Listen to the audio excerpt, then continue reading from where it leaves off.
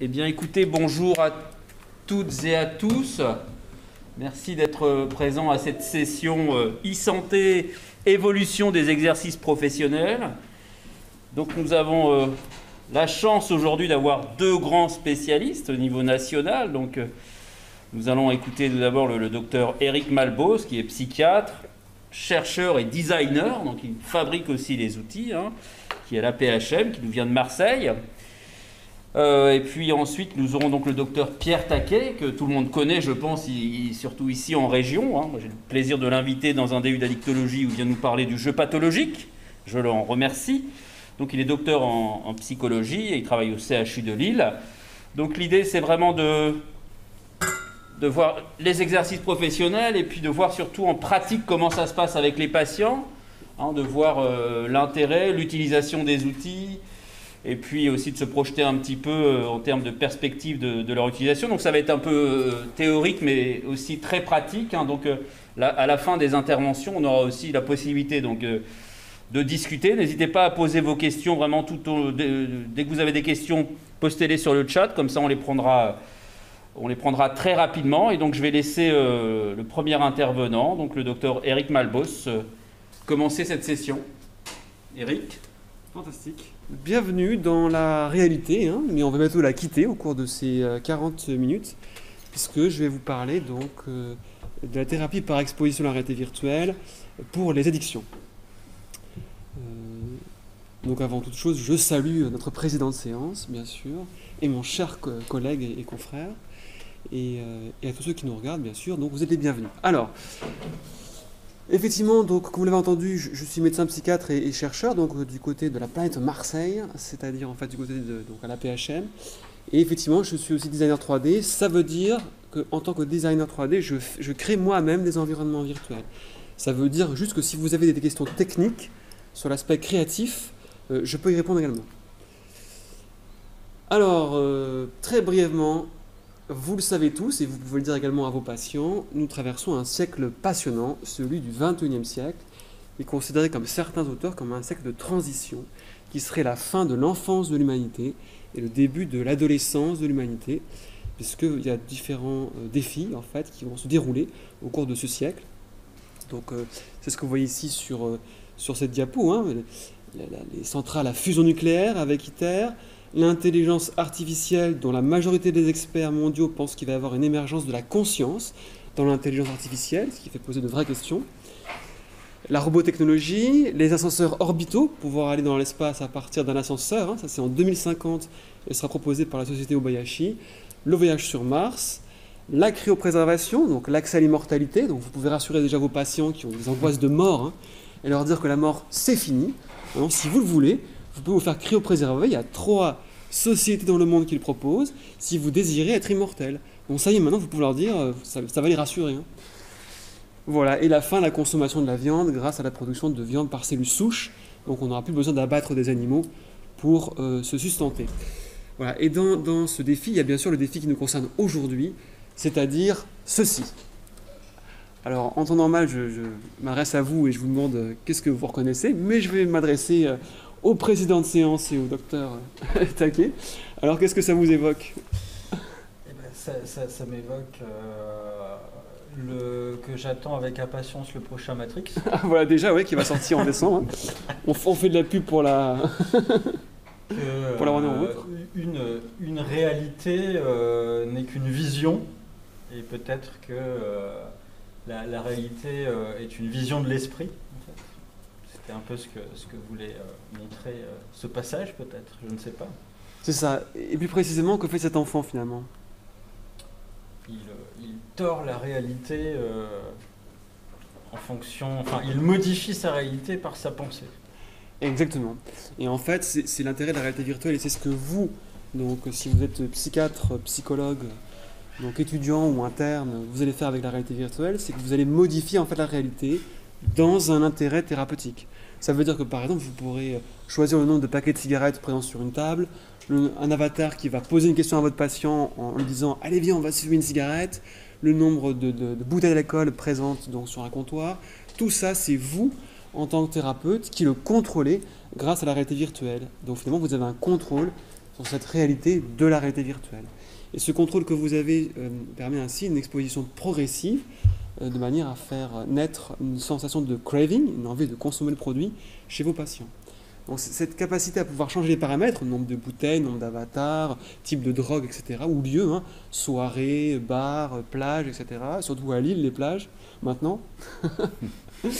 Voilà, donc ça vous permet en fait de faire cette thérapie de manière efficace et surtout progressive. Et dans un cadre de hospitalier ou de cabinet en libéral, puisque vous pouvez tout faire à l'intérieur. On va le voir. En tout cas, je ne vais pas insister là-dessus, mais vous savez que donc le traitement, l'une des psychothérapies de référence dans le traitement des addictions, c'est donc les thérapies cognitivo-comportementales. De nombreux instituts gouvernementaux le recommandent, comme le NIMH aux USA ou la NICE donc en Grande-Bretagne. Mais si vous faites de la TCC, donc de la thérapie cognitivo-comportementale, vous savez qu'il y a des limites. Donc, et je m'adresse de nouveau alors, puisque vous n'êtes pas là physiquement, donc à votre avis, qu'est-ce que vous avez comme critique à faire sur la TCC? Quelles sont ses limites? Moi je dirais que c'est le coût humain, le coût de temps, le coût financier peut-être. Si on prend, par exemple, si on a une acrophobie, est-ce qu'on va pouvoir monter, on aura le temps de monter à une tour de 12 étages ou de 20 étages avec notre patient? Est-ce qu'on aura le temps d'aller, je sais pas, prendre l'avion pour la biophobie? Voilà, il y a quelque chose de matériel en fait en termes de limites, ne serait-ce que ça déjà. Absolument. Bon, c'est ça, je n'emploie pas le Dr Taquet. Il a donné la bonne réponse. Je ne suis pas payé. On n'a pas révisé. Je ne suis pas payé. Mais il a donné la bonne réponse. Effectivement, c'est tout à fait ça. C'est que, et plus particulièrement dans les addictions, le thérapeute accompagne rarement son patient dans un vrai bar, dans une vraie discothèque. Je ne sais pas si vous accompagnez vos patients dans une rave party. Ça m'intéresserait de le savoir. Et en tout cas, donc, ça prendrait trop de temps de faire ça. Et il y a très peu de thérapeutes qui font ça parce que ça prend 2 heures, 3 heures, 4 heures. Et par conséquent, ça voudrait dire aussi, en termes financiers, une facture très élevée pour vos patients. Voilà. La solution à ça, c'est d'être thérapeute de stars ou de millionnaires ou de personnages politiques. Mais si ce n'est pas le cas, à ce moment-là, vous avez justement la réalité virtuelle. Parce qu'effectivement, non seulement on a un problème de temps, en fait, finalement, et un problème financier, puisqu'il faut faire une consultation en une demi-heure, 45 minutes, donc, pour traiter ces patients qui sont addicts. Mais il y a autre chose, c'est l'arduité à reconstruire des situations progressives.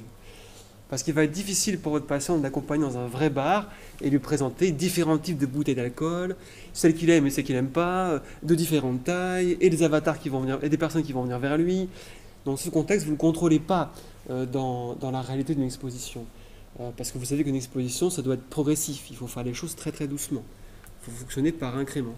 Et pas d'un coup, parce que si c'est trop fort, le craving va être trop fort et le patient ne pourra pas le gérer et ça ne va pas l'aider. Heureusement, la réalité virtuelle peut permettre justement cette progression et c'est ce qu'on va aborder. Donc là, c'est ce que vous voyez en image. Dans la réalité, vous n'allez pas contrôler le comportement de la foule. S'il y a beaucoup de monde dans un métro, le comportement d'un barman, le temps que vous allez passer effectivement dans un bar, le comportement des animaux, là c'est plus pour les phobies, bien sûr, les pannes mécaniques, les turbulences, à moins que vous soyez un dieu, une déesse ou une entité cosmique. Donc si c'est le cas, nous vous recevrons avec plaisir, donc au CHU de Marseille ou de Lille, pour en parler. Voilà, alors plus sérieusement, donc, c'est la raison pour laquelle donc, la thérapie par exposition à la réalité virtuelle a été proposée pour surmonter ces difficultés dans la progression et dans le temps consacré aux thérapies par exposition. Donc ça c'est le terme que vous verrez dans la littérature, thérapie par exposition à la réalité virtuelle. Alors très brièvement, je vous donne quand même la définition de la réalité virtuelle parce que pas beaucoup de personnes la savent forcément, c'est ce que vous voyez à l'écran. Donc c'est en fait, la définition c'est un ensemble de technologies, donc votre ordinateur, votre casque de réalité virtuelle, qui permet aux utilisateurs, c'est-à-dire vos patients, d'interagir en temps réel avec des environnements virtuels créés par ordinateur. Alors, je me suis rendu compte au fur et à mesure des conférences et des formations que les personnes ne savent pas forcément bien la différence entre réalité virtuelle, réalité augmentée, Réalité mixte. Bon, vous le savez parce que vous êtes expert, bien sûr, mais en fait, j'ai conscience que certains d'entre vous ne le savent pas forcément. Donc, je vais rapidement vous dire la différence. Hein. La réalité virtuelle, c'est ceci. L'environnement est entièrement virtuel et le visocasque est opaque. Donc, vous voyez pas votre patient ne voit pas au travers, il voit juste des environnements virtuels construits en 3D. Dans la réalité augmentée, par contre, ce sont des lunettes transparentes et donc votre patient voit au travers et se surajoute par incrustation des informations textuelles en général. C'est ce qu'on voit en fait dans cette image. Donc, et c'est ce que certainement Facebook va s'engager à faire, Meta maintenant un jour, et vous avez Microsoft avec les HoloLens. Donc ça permet d'avoir des informations supplémentaires sur la réalité.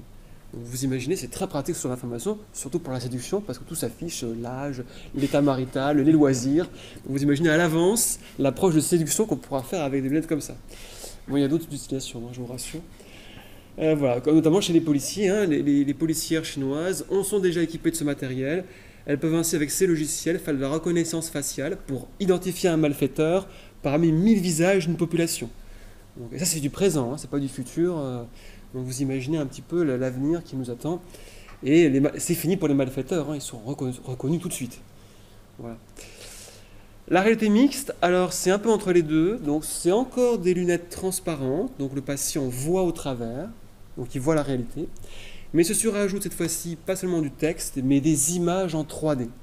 Si vous avez joué à Pokémon Go, c'est exactement ça, hein, le Pokémon Pikachu donc, se matérialisait parfaitement sur une table réelle en respectant l'orientation de la table. C'est ce que vous voyez sur cette image. Hein.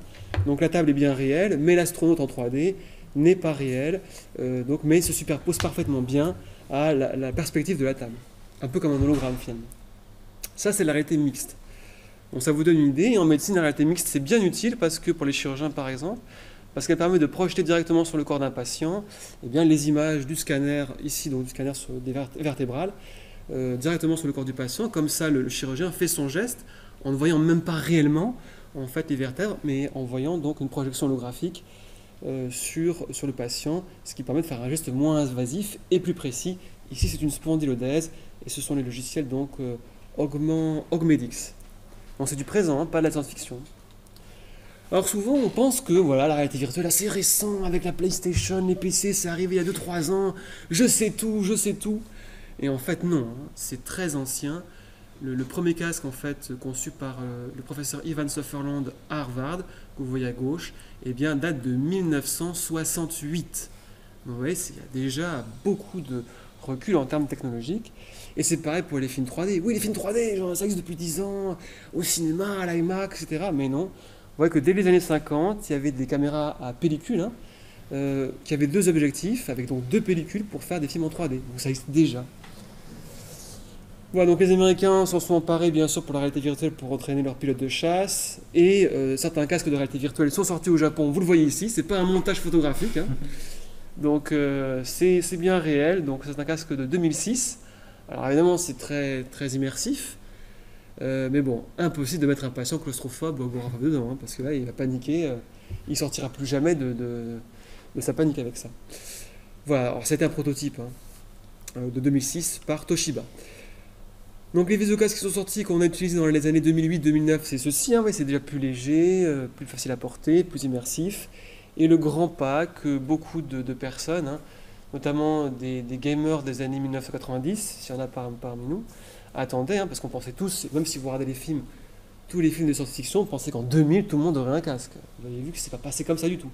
Ça a pris 20 ans de retard, en fait, finalement. Ce n'est qu'en 2012, finalement, que ça y est, enfin, un gamer, hein, qui est Palmer Luckey, a eu l'idée de créer son propre casque, qu'il a appelé Oculus, et que maintenant, donc, tout le monde connaît, puisque Oculus a été racheté par Facebook pour 2 milliards de dollars. Donc, vous voyez, être gamer, ça peut quand même rapporter beaucoup d'argent, parfois. Quoi qu'il en soit, donc HTC et Sony et Samsung et HP maintenant se sont lancés dans la course. Donc maintenant les grands acteurs industriels se sont lancés dans la production des visiocasques, ce qui veut dire pour vous, thérapeutes ou chercheurs, que maintenant c'est très accessible. Donc si on regarde les chiffres actuels, en 2021, 16 millions de visiocasques ont été vendus dans le monde. Et les projections évidemment vont en augmentant. Donc c'est un peu finalement comme à l'époque de vos grands-parents ou vos arrière-grands-parents. C'est pas tout le monde qui avait la télévision, c'était le voisin au 3e étage. Alors, les voisins allaient se réunir pour voir la télévision. C'est un peu ça, c'est votre ami, votre compagne, votre compagnon, votre voisin qui a un visiocasque que vous allez essayer chez lui ou chez elle. Mais il y en a de plus en plus dans le monde, et surtout, c'est ça qui est intéressant, c'est que ça veut dire que sur le plan matériel, ils sont très faciles à trouver, et le coût a considérablement diminué. Je vous fais juste un tout petit mot sur la présence, parce que c'est un point qui est un peu important. La présence, c'est la définition la plus simple, et d'ailleurs je vous pose la question, hein, qu'est-ce qui vous fait penser que vous existez? Comment savez-vous que vous existez? Il nous reste combien de temps pour répondre à la question? Parce que là, c'est quand même une... 3 siècles, je crois. Ouais. Vous pouvez commencer. Ça, hein, je pense. Voilà, donc en fait, c'est la définition que vous trouverez en fait dans la littérature qui est extrêmement simple, c'est la sensation d'être là. Si vous avez l'impression que vous êtes là, dans un lieu que vous voyez, que vous percevez avec des personnes que vous voyez, des sons que vous entendez, c'est ça la présence. Et ça, il faut en parler en réalité virtuelle, notamment dans les addictions, toujours pareil, parce qu'il est toujours préférable que votre patient ait la sensation qu'il existe dans les environnements virtuels, que tout ceci paraît réel, qu'effectivement le comptoir virtuel avec la bière virtuelle, elle est bien là. Parce que s'il a cette sensation de vraiment exister en réalité virtuelle, il va se comporter de manière beaucoup plus naturelle, et ça veut dire aussi qu'il aura les mêmes pensées et les mêmes émotions que dans la réalité d'un vrai bar, que vous allez pouvoir exploiter en thérapie. Donc c'est important d'avoir un niveau de présence qui est élevé, donc cette sensation d'exister dans ces environnements virtuels. Les applications en réalité virtuelle, donc ça concerne tous les domaines de la science, hein, soit la chimie, les mathématiques, chez les militaires pour l'entraînement, chez les ingénieurs pour l'industrie, évidemment pour le jeu vidéo, n'en parlons pas, hein, si vous avez rêvé de chevaucher un dragon au-dessus des nuages, eh bien c'est possible. Et la pédagogie, bien sûr, hein, on voit ici des enfants de classe de primaire qui utilisent des casques de réalité virtuelle pour leur cours d'histoire et qui sont en train de faire l'alunissage aux côtés de Buzz Aldrin et de Armstrong, hein, chose qui serait impossible dans la réalité, mais vous voyez, ils vivent la connaissance. Hein. Donc même en termes de pédagogie, la réalité virtuelle va provoquer de nombreux bouleversements. Alors pour ce qui nous concerne aujourd'hui, c'est bien sûr ces applications en psychothérapie et en particulier pour les addictions. Donc voilà. Alors, les avantages, on en a déjà parlé. Alors, je vais me permettre d'aborder des questions concrètes, parce qu'on me pose souvent les questions, c'est toujours pareil, c'est quel visocasque on utilise dans les hôpitaux, dans les CHU, dans les cabinets, dans les cliniques. Alors évidemment, ça varie d'une année à l'autre, puisque la technologie progresse. Mais là, aujourd'hui, en 2021-2022, donc le casque de référence, c'est le HP Reverb G2. Je ne suis pas sponsorisé par HP, parce que je change en fonction de ce qui est utile et présent. Et pour les casques sans fil wireless, c'est le Pico Neo 3 Pro. Voilà. Plus Oculus, parce que Oculus maintenant c'est refermé, a fermé son système avec Facebook, et il faudrait que vos patients aient un compte Facebook obligatoire pour utiliser Oculus. Donc pour la thérapie, c'est pas forcément très bon. Ça imposerait d'avoir un compte Facebook, etc. C'est pour ça qu'on ne recommande plus l'Oculus maintenant, je ne sais pas pour combien de temps, mais plutôt donc le Pico Neo 3 Pro. Voilà. Sur ces casques-là, donc ils sont, alors toujours pareil, les coûts c'est du 400-500 euros. 400-500 euros. Quand nous on a commencé en 2003, les casques de réalité virtuelle c'était 15 000 euros. Donc on est quand même passé de 15 000 euros à 400-500 euros. Donc on voit bien que les coûts se sont effondrés, ce qui fait que ça apporte à votre portée, mais c'est aussi à la portée de vos patients qui pourront aussi faire la thérapie à la maison, et ça on va en parler. Bien sûr, il vous faut un PC si vous avez un visiocasque qui est connecté à un ordinateur, donc il faut un PC de gamer hein, avec une bonne carte graphique. Les contrôleurs pour que vos patients puissent naviguer dans le bar virtuel, sur la plage virtuelle, dans la rave party virtuelle. Ils sont fournis avec. Hein. Et le volant, alors ça peut être intéressant, donc nous on l'utilise beaucoup pour la peur de conduire, parce que vous savez que les conducteurs marseillais sont réputés dans l'univers entier. Et on a beaucoup de personnes qui ont peur de conduire. Mais pour les addictions, ça nous est aussi utile parce qu'on a beaucoup de patients qui fument dans les embouteillages. Donc c'est parfait parce qu'on peut ainsi recréer une situation d'embouteillage directement donc, au CHU, dans le bureau, pour les traiter. Donc vous prenez le modèle que vous voulez. Nous on a pris le modèle donc Logitech G29 parce qu'il y a bien le pédalier, la boîte de vitesse, donc c'est très réaliste, hein, parce que toujours pareil, il faut que le patient y croit. Donc là vous avez vraiment, cette image résume absolument tout. Voilà une véritable thérapie par exposition en réalité virtuelle. Donc le patient, c'est un vrai patient, il porte donc bien le visocasque, vous voyez il est bien au volant d'une voiture virtuelle, Et là, donc, dans le cas présent, il est dans un embouteillage. Donc ça peut augmenter chez le patient qui fume, par exemple, le craving, hein, avec une envie de fumer dans la situation. Et après, donc, ce sera à vous, en direct, hein, pendant qu'il porte le casque, de lui parler pour lui apprendre à gérer en fait son craving hein, avec la thérapie cognitive, on verra la relaxation, etc. Alors les environnements virtuels, donc la question c'est où? Donc les environnements virtuels, alors où les trouver? Parce que ça c'est une question pratique, hein. Vous avez le visio-casque, vous avez donc votre bureau au CHU, la clinique, etc. Mais où trouver le logiciel? Donc on a quand même fait des progrès, donc là c'était en 1981, alors je vous écoute, c'est quel jeu? Ah bah ça c'est Donkey Kong, exactement, de Nintendo. Donc là, c'est sûr que des environnements virtuels comme ça, enfin, c'est pas les environnements virtuels, hein, on pourrait pas faire la thérapie avec, hein. Sauf peut-être pour les talks et encore. Voilà.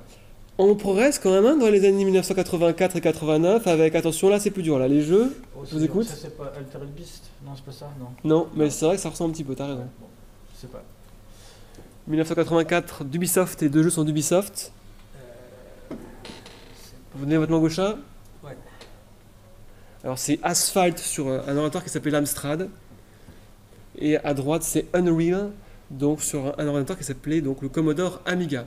Si vous avez trouvé, eh bien vous pouvez manger dès maintenant 2 chocolats fourrés pralinés.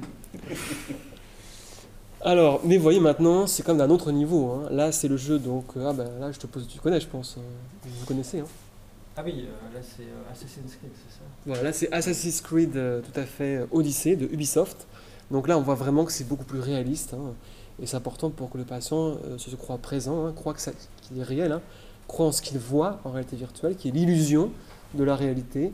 Donc on voit des avatars détaillés avec les expressions faciales, une bonne perspective, des ombres projetées.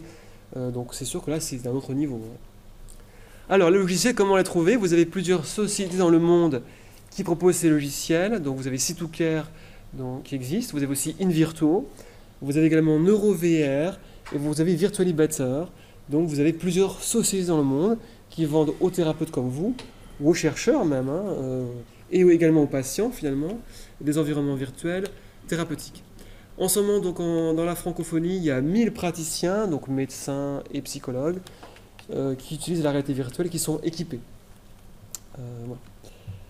Voilà. Alors, évidemment, tous ces logiciels, quelle que soit la marque, sont extrêmement accessibles.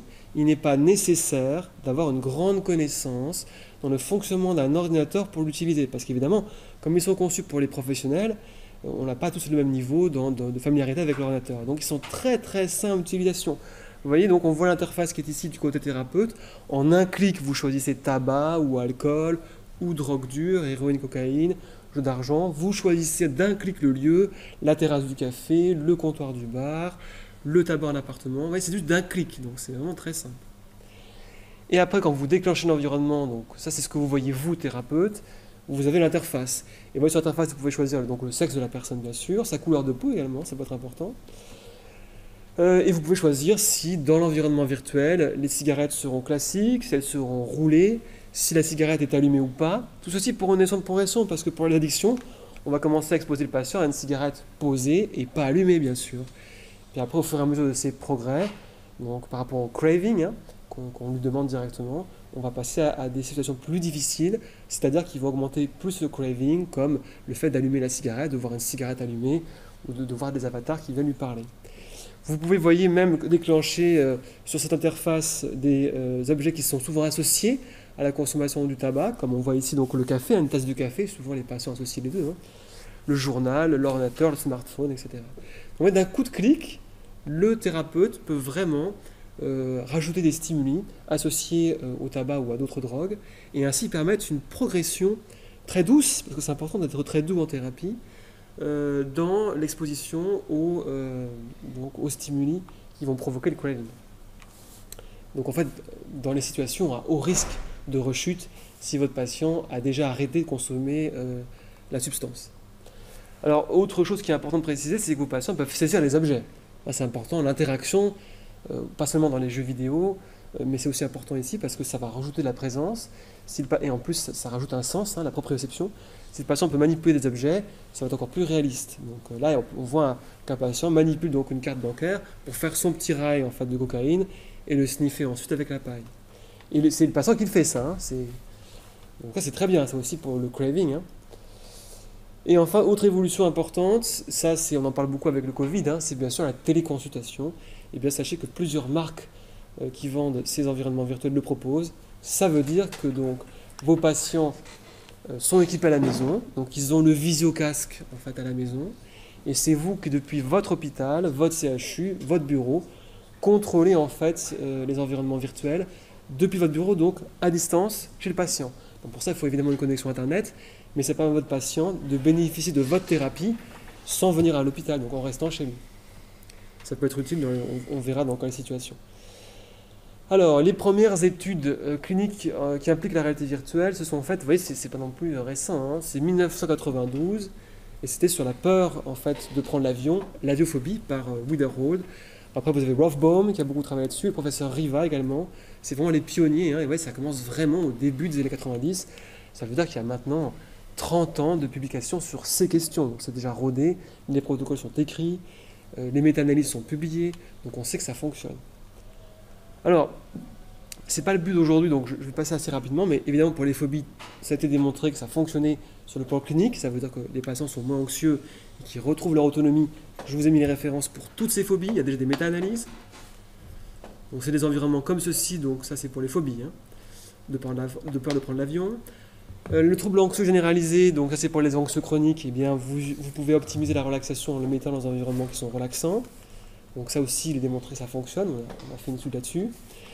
Le TOC également, là vous avez les équipes coréennes de Kim, les équipes donc, canadiennes de la Forest, qui ont montré que ça marchait bien pour la contamination, donc ça peut tout à fait être utilisé aussi pour le TOC. Je passe vite parce que ce n'est pas le sujet d'aujourd'hui. Et le stress post-traumatique, il y a de nombreux articles, notamment sur les vétérans de la guerre au Vietnam en Irak, mais également les vétérans français de la guerre en Afghanistan, qu'on a traité, et ça fonctionne très bien. Le trouble du comportement alimentaire, ça va être des environnements de tentation, donc des placards remplis de pots de Nutella en 3D, et sinon un travail sur l'image corporelle. Alors maintenant, on va prendre plus de temps pour parler d'addiction. Alors, les protocoles donc, que vous verrez publiés et qu'on exécute nous, donc au CHU Conception à Marseille, mais j'imagine que c'est pareil donc à Lille, donc comprennent 3 modules d'exposition. C'est la relaxation, donc pour optimiser l'apprentissage et la pratique de la relaxation, on les met dans des environnements virtuels relaxants, plage tropicale, feu de forêt, donc, enfin feu de camp, c'est le réchauffement climatique, ça commence à me polluer l'esprit. Feu de camp, Bolsonaro, le Brésil, l'Amazonie, j'ai pas oublié. Voilà, donc feu de camp dans une forêt de sapins par un ciel étoilé, donc pour vraiment, parce que la relaxation c'est important que le patient l'utilise quand il a du craving.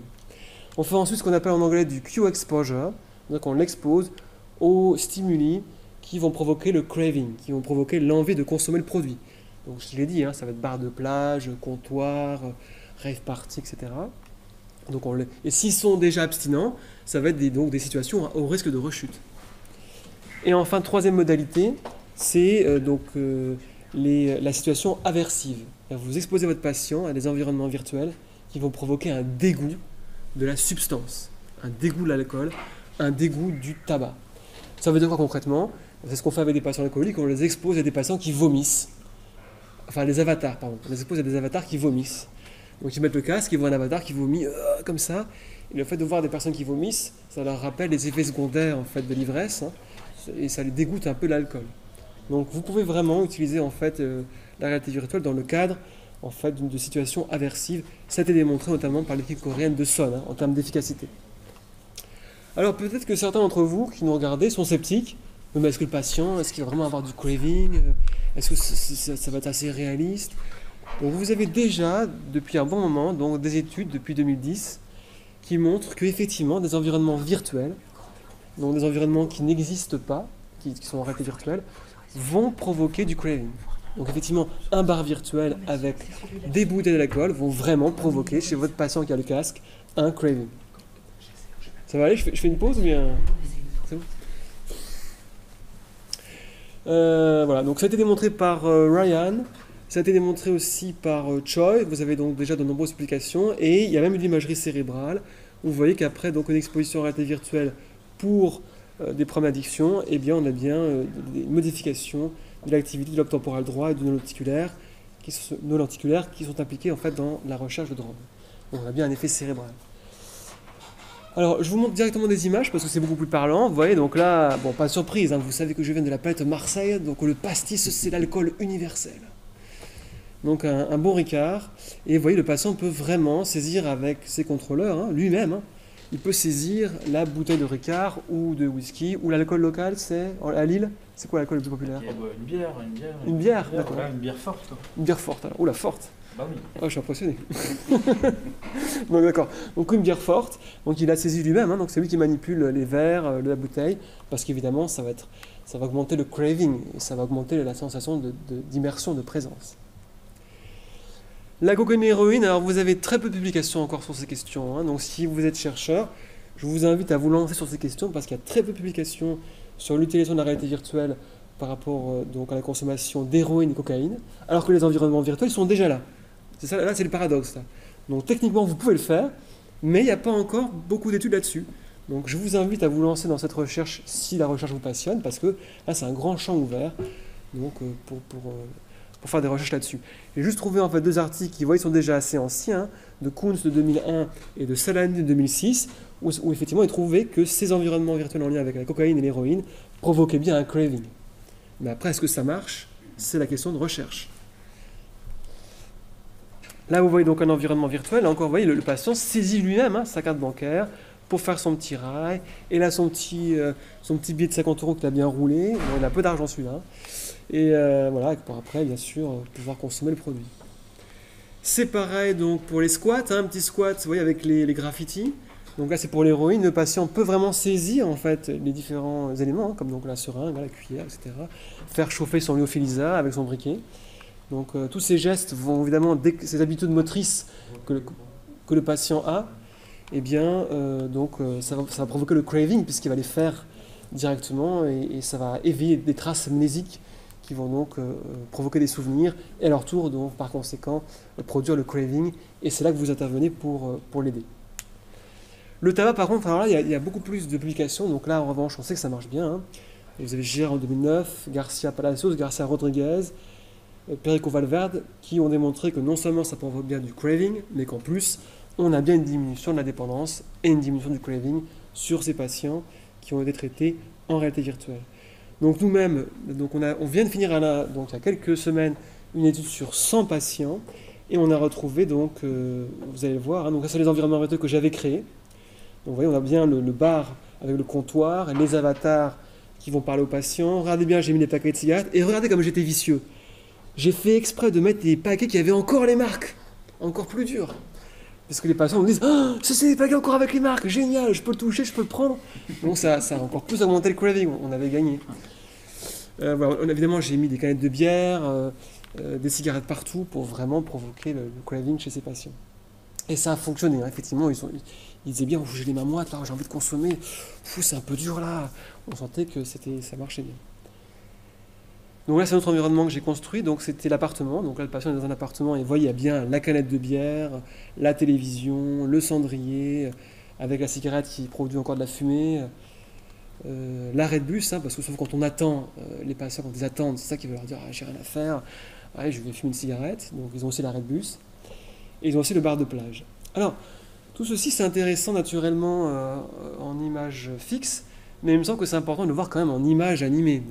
Vous voyez vraiment le protocole qu'on utilise dans les CHU pour traiter en fait ces patients qui ont du craving.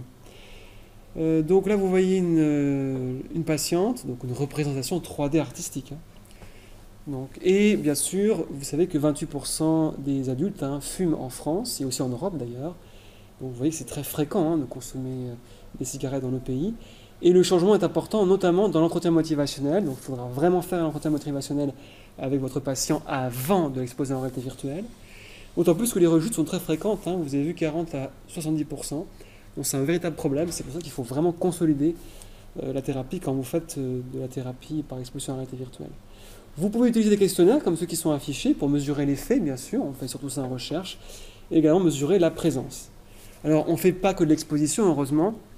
C'est important que vos patients, avant, vous fassiez la thérapie cognitive, donc psychoéducation, relaxation, gestion du craving, auto-instruction, affirmation de soi, donc toute la thérapie cognitive avec la restructuration cognitive. Et c'est qu'après plusieurs séances comme ça, que ça, vous l'exposez. Vous ne vous l'exposez pas d'emblée parce que ça ne servirait à rien. Il faut d'abord lui enseigner les techniques de TCC. Une fois que vous l'avez fait, donc vous voyez là, la patiente est prête et elle va donc mettre son casque de réalité virtuelle, son visio-casque, et elle va pouvoir ainsi être exposée aux environnements donc, en lien avec l'addiction, des environnements à haut risque de rechute si vos patients sont déjà abstinents. Donc c'est vous qui contrôlez tout, je vous rappelle, avec votre ordinateur, donc les paramètres, nombre d'avatars, nombre de bouteilles de whisky, type de drogue, etc. Donc là c'est la pause café au travail que vous voyez, hop, il y a un avatar qui arrive, allez c'est la pause café, viens, on va s'en griller une. Là, votre patient, il faut qu'il arrive à gérer ça, il faut qu'il fasse de l'affirmation de soi pour dire non, que vous avez révisé avec lui, et donc exposé à des avatars qui fument. Alors, chose importante, on n'est pas des kinés, on ne branche pas l'appareil, on s'en va. Donc on reste près du patient, j'aime bien les kinés, j'ai une petite blague. On reste près du patient pour l'aider à travailler les méthodes. Donc c'est pas je mets le patient avec son visio-casque et je m'en vais pour en voir un autre. Non, je reste et je l'aide à réviser les techniques de thérapie cognitivo-comportementale qu'il aura souvent oubliées sous l'effet du craving. Donc qu'on a vu en relaxation, thérapie cognitive, etc. Donc vous restez près de votre patient, il y a un dialogue qui s'établit, même s'il porte le visio-casque. C'est pour ça que c'est important que le patient reste à côté. Donc on a vu donc tout à l'heure nos environnements par rapport au tabac. Là c'est l'attente à un arrêt de bus, donc on voit des avatars qui fument, dont vous contrôlez le comportement. C'est vous qui déclenchez le comportement des avatars. Et le patient, à ce moment-là, vous lui parlez. Allez, on va faire un peu de relaxation, allez, on va faire un peu de restructuration cognitive, allez, rappelez-moi un petit peu l'affirmation de soi, etc. Donc vraiment parce que vous voyez ce qu'il voit sur votre écran de PC. Donc vous pouvez vraiment l'aider et le superviser pendant ces phases d'exposition. Ce qui le rassure, il sait qu'il n'est pas seul, que vous êtes là pour l'aider. Et comme ça, il fait vraiment l'association. Allez, on y va maintenant pour l'alcool. Cette fois-ci, donc c'est pas trop déçu, c'est pas du pastis, c'est du Jack Daniel. Donc vous voyez, il saisit la bouteille vraiment avec ses mains et le verre, s'il veut, dans une situation, vous voyez, de soirée. Donc, et il peut aussi, bien sûr, prendre un petit joint tant qu'il y est. Allez, on prend le joint, voilà. Vous voyez, donc on voit bien les particules qui recréent en fait la vapeur et la fumée. Et vous voyez ce que je vous ai montré tout à l'heure en photographie. On peut saisir la carte bancaire. Allez, tout doucement, on prend son temps, puis on commence un petit peu à parler au thérapeute. Ah, j'ai bien un niveau de j'ai envie de me la sniffer là, je suis bien à 40 de craving là. Je me sens un peu tendu là, ça. Et c'est là que vous commencez à lui parler pour justement l'aider à réviser les techniques de thérapie cognitivo-comportementale. Donc pareil pour la seringue et le lyophilisat avec la cuillère, donc, que vous connaissez. Vous pouvez tout à fait monitorer le rythme cardiaque, c'est ce qu'on fait donc nous au CHU, surtout dans le cadre de la recherche, parce qu'on s'intéresse aux effets physiologiques de la réalité virtuelle et du craving sur les patients. Et là donc vous avez le bar de plage, ça c'était l'environnement préféré des patients tabagiques. Alors celui-là, c'est celui qu'ils ont le plus demandé là. Donc comme ça ils peuvent se promener et puis aller au bar et voir tous ces paquets, après voir le coucher de soleil, entouré par toutes ces personnes qui fumaient sur la plage. Bon c'était parfait. Donc vous voyez, tout le monde fume là. Et voilà. Et le patient peut se balader où il veut, c'est important, il faut qu'il soit libre. Il ne faut pas que ce soit un couloir où tout a été programmé, etc. C'est beaucoup mieux s'il prend lui-même ses décisions d'aller où il le souhaite. Voilà, donc vous voyez, c'est un peu comme ça que fonctionne l'exposition en réalité virtuelle avec des patients, ou dans la clinique ou dans la recherche. Et après, donc, c'est fini. Le patient pose son visio-casque, et après,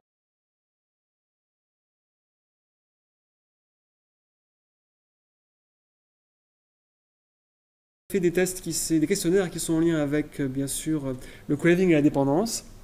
Et vous pouvez voir qu'on a bien des diminutions statistiquement significatives. Le craving a bien diminué et la dépendance a bien diminué. Par contre, ce qu'on n'a pas eu, c'est qu'on n'a pas eu de différence au niveau de l'anxiété. Ils ne sont pas plus ou moins anxieux qu'avant. On n'a pas eu de différence en termes d'humeur. Ils ne sont pas plus tristes ou moins tristes qu'avant. Et on n'a pas eu de différence en termes de qualité de vie.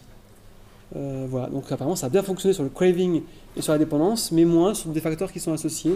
Il faudra voir sur les calculs qu'on va finir là sur les 100 patients. Parce que là c'était sur 37 patients. Vous voyez donc le pourcentage de rechute qu'on avait mesuré au taux de monoxyde de carbone, parce que bien sûr ils peuvent vous dire « Ah mais j'ai pas rechuté, tout va bien ». Mais bon, en recherche il faut être sérieux, donc il faut qu'on le mesure. Et en fait vous voyez que 72% des patients n'avaient pas rechuté, Là, je peux vous dire le chiffre sur les 100 patients qu'on a vus, c'est monté. On est monté à 80%. Donc 80% des patients n'ont pas rechuté grâce à la réalité virtuelle. C'est quand même pas mal. Donc là, vous avez les graphiques. On voit bien effectivement avant-après. Hein. Donc pré, c'est avant. Post, c'est après. Sur ces échelles de dépendance et de craving, on voit bien qu'il y a une différence statistiquement significative et qui est égale à la TCC classique, c'est-à-dire en exposition classique, mais sans ces inconvénients d'organisation et surtout avec une motivation supérieure et moins d'abandon. On a eu beaucoup plus d'abandon sur la thérapie TCC classique, c'est-à-dire sans réalité virtuelle. Là, je vous ai quand même mis un petit graphique sur l'étude sur les 100 sujets qu'on vient de terminer. Donc, vous voyez, on a mesuré la présence. Et vous voyez, donc la présence, c'est sur le graphique de gauche tout en haut. Elle est très élevée. Donc, les patients se sentaient vraiment exister. C'était très bien. Et même, on voit bien donc, de S1 à S6 qu'elle a augmenté au fur et à mesure des séances. Pourquoi elle a augmenté? Parce que les patients sont de plus en plus familiers avec l'équipement. Et quand vos patients sont familiers, ils oublient l'équipement. C'est ce qu'on recherche. Ils oublient qu'ils sont en réalité virtuelle. Alors qu'au départ, ils font un peu attention. Ah oui, attendez, les manettes, comment ça marche, etc. Donc, la présence augmente. Hein. Donc ça, c'est intéressant. Vous pouvez voir que le rythme cardiaque a augmenté au départ, hein, et après, au fur et à mesure des séances, peut-être du fait de leur capacité à mieux gérer leurs émotions, et de l'habituation, a diminué en fait. Donc ça a augmenté, puis après ça a diminué. Et on a évidemment l'effet inverse sur la variabilité cardiaque, donc qui, elle, au départ a diminué, puis après a augmenté. Alors il faut aussi mesurer le niveau de cybermalaise, parce que certains de vos patients vont peut-être vous dire qu'ils sont un peu nauséeux. C'est rare, mais ça arrive, donc il faut le dire. Ça s'appelle des cybermalaises ou cyber sickness. Vous voyez, c'est tout en hachuré, tout en bas, on avait un niveau donc très faible. Ça veut dire qu'il y avait très peu d'effets secondaires. Alors, tout ça c'est bien joli, mais qu'est-ce qu'on peut faire de plus en recherche? Eh bien, c'est créer des environnements encore plus réalistes, avec encore plus d'avatars. Donc, c'est aussi faire des thérapies combinées, parce que là, on a voulu être toutes les études, y compris celles que j'ai faites, qu'on a faites dans le service du professeur Lançon, sont rigoureuses, donc on a testé que la réalité virtuelle en TCC. On n'a pas testé des méthodes combinées. On n'a pas testé par exemple substitut nicotinique plus TCC et réalité virtuelle. Donc ça aussi c'est une question de recherche. C'est est-ce que la combinaison de ces moyens permet d'optimiser encore plus les bénéfices. Et enfin, ça c'est très important, j'en ai parlé tout à l'heure donc à mes collègues, c'est l'intégration multisensorielle. Donc on stimule certes la vue, on voit, l'audition, la proprioception par rapport au mouvement, mais je trouverais encore plus intéressant, et vous me direz si vous êtes d'accord, de stimuler en fait l'olfaction. Et il y a des banques d'odeurs qui le permettent. Donc vous voyez, et ensuite, autre question, c'est la thérapie à la maison. Parce que la téléconsultation, je vous l'ai dit, c'est disponible, mais est-ce que c'est plus efficace, aussi efficace, moins efficace? Il n'y a pas de publication là-dessus. Donc là encore, vous avez pour vous, vos internes, vos thésards, vos étudiants en master, de bonnes questions de recherche, hein, parce que c'est encore un champ vierge. Le jeu pathologique, j'insiste pas parce que mon confrère, le docteur Taquet, va en parler tout à l'heure. Donc je passe dessus, ça c'est les environnements que vous verrez tout à l'heure. Et le cyber sickness, donc le cybermalaise, s'apparente un peu au mal des transports. Bon, ça arrive dans 5%, 10% d'écart, surtout la première séance parce qu'ils ne sont pas encore habitués au matériel. Et donc ça va s'apparenter un peu à des symptômes comme la nausée, l'hypersudation, etc. Donc je vous dis tout de suite, la solution à ça pour éviter ça, c'est de demander à vos patients de ralentir leurs gestes. Donc de ne pas faire des mouvements quand ils portent le casque, hein, de ne pas faire des mouvements rapides comme ça parce que ça va provoquer le cyber sickness. Et bien leur dire, c'est votre première séance, prenez votre temps, bougez lentement, explorez doucement, etc. Et là, ça passe beaucoup mieux. Sinon, je vous conseille de faire des pauses toutes les 5 minutes. Mais surtout, n'insistez jamais sur un patient qui est nauséeux. Ça ne sert à rien. Il faut tout de suite arrêter et faire une pause de 5 minutes. Est-ce que vous voulez un peu d'eau? À la fois une pause et vous reprenez 5 minutes après. En faisant comme ça des pauses, eh bien, le patient s'habitue. Et c'est un peu comme les marins avec les bateaux. Hein. Après, ils n'ont plus de ce problème. Les contre-indications en réalité virtuelle, c'est l'épilepsie photosensible. C'est évidemment, ne mettez pas un photosensible dans un casque, il va convulser. Hein. Et je ne sais pas écrit, mais c'est une évidence, mais je le dis quand même, c'est pareil pour les psychotiques. Hein. Ne mettez pas un schizophrène en plein délire en réalité virtuelle. Hein. Parce que là, il va partir pour toujours. Hein. Il ne reviendra jamais. Voilà, le coût, je vous l'ai dit. Hein. Si vous voulez un avis un peu concret, donc si on prend le PC, le visocasque et les environnements, le coût, ça va être entre 2000 et 2500 euros. Et puis il y a les standardisations à mettre en place, hein, parce que chacun fait un peu ses environnements virtuels, mais ce serait intéressant d'avoir des environnements standards suivant une norme précise éditée par les experts. La téléconsultation, donc d'abord je suis bien dans les temps. Oui, d'accord. Alors, la déconsultation, donc, c'est ce que vous pouvez faire, et ça je l'ai dit tout à l'heure. L'intérêt, c'est si votre patient n'a pas accès aux structures de soins. L'intérêt, c'est s'il vit lui-même dans un milieu isolé ou hostile. Je pense donc, par exemple, aux sous-mariniers, parce qu'ils doivent rester des mois en lieu confiné. Et effectivement, il y a le général Trousselard a fait des expériences sur les sous-mariniers. Donc, en réalité virtuelle, le matériel était embarqué dans les sous-marins, et ça marche. On pense aussi à nos chercheurs d'Arctique et d'Antarctique, si vous nous regardez, au pôle sud ou au pôle nord. Et bien sûr, les stations spatiales, parce que Thomas Pesquet, que vous avez vu, a dû passer 6 mois dans un environnement confiné de 300 mètres cubes. C'est très peu. Donc il est certain que la téléconsultation sera utile pour les astronautes de demain. Voilà, en tout cas, voilà, pour vos patients, c'est bien sûr le confinement, c'est un confinement imposé par rapport au Covid, ou si l'état mental ou somatique limite la venue, il m'est arrivé de traiter les agoraphobes à distance parce que l'agoraphobie était trop sévère. Ils ne pouvaient pas venir à l'hôpital parce que ne serait-ce que de sortir de chez eux était impossible. Là, on voit tout de suite l'indication pour la téléconsultation. En pratique, comment ça marche? Donc, vous avez vous, donc le thérapeute, et vous avez votre patiente qui doit avoir son visiocasque, donc à la maison. Elle installe donc les environnements vidéothérapeutiques. Vous voyez votre PC, grâce à Internet, vous allez prendre le contrôle de son visiocasque à distance. Elle met le casque et vous contrôlez donc les environnements et vous pouvez lui parler en même temps, bien sûr. Tout ceci à distance, avec l'interface que vous voyez. Et elle, bien sûr, elle voit seulement ceci de son côté. Donc, c'est tout à fait possible. Alors, on va finir sur l'avenir, parce que donc on est aussi ici pour parler du futur. Et l'avenir, ce sont des opinions personnelles, mais c'est comme ça que je vois aussi un peu les choses. C'est que le thérapeute lui-même, donc vous portiez aussi un casque de réalité virtuelle et vous accompagnez votre patient dans les environnements virtuels. Donc vous accompagnez votre patient dans le bar virtuel et le patient vous voit, il voit votre avatar. Donc dans le bar virtuel, dans la rave party, c'est l'occasion pour vous de faire des rave parties si vous ne l'avez jamais fait. Et ça, à mon avis, c'est vraiment une voie d'avenir. L'autre voie d'avenir, en fait, pour les patients c'est qu'ils choisissent leur avatar, surtout en téléconsultation, parce que peut-être qu'ils veulent conserver un certain niveau d'anonymat et qu'ils n'osent pas se présenter à vous. Et bien c'est parfait parce que vous pouvez tout à fait prendre l'apparence que vous voulez. Donc votre patient, s'il veut prendre l'apparence d'une banane punk pour la thérapie, eh bien il peut. Comme ça, il se sentira peut-être plus à l'aise pour des patients qui peuvent le demander. Donc ça évite le jugement. Ça, c'était démontré par Bacon en 2018. Certains patients sont plus à l'aise parce que ça évite le jugement d'autrui. Ils sont plus à l'aise d'être avec un avatar. Et puis vous pouvez choisir le vôtre. Si vous préférez être un lézard ou un reptile ou ce que vous voulez. En tout cas, c'est aussi une voie d'avenir intéressante et ça donne plus de liberté dans la thérapie encore. Et ça existe déjà. Donc vous avez déjà en ce moment, c'est d'ailleurs l'avenir de Meta, c'est d'avoir des environnements de chat où tout le monde parle des casques de réalité virtuelle dans le monde et on se retrouve pour discuter dans un même environnement, comme ici, donc le concert de Jean-Michel Jarre. Si vous avez vu le concert de Jean-Michel Jarre, vous l'avez vu en réalité virtuelle? Tu l'as vu? Voilà, Dr Taki l'a vu? Non. Tu l'as vu ou pas? Non. Donc tout le monde dans le monde entier a mis des casques de réalité virtuelle et s'est retrouvé dans un même lieu pour assister en direct donc, au concert de Jean-Michel Jarre qu'il faisait depuis chez lui avec son installation. Et il y avait des personnes du monde entier. Donc j'avais une petite fille de 8 ans avec son avatar à ma gauche et j'avais un homme de 56 ans à ma droite au concert de Jean-Michel Jarre. Évidemment avec leurs avatars. Donc vous imaginez le potentiel en termes thérapeutiques quand vous voyez ça.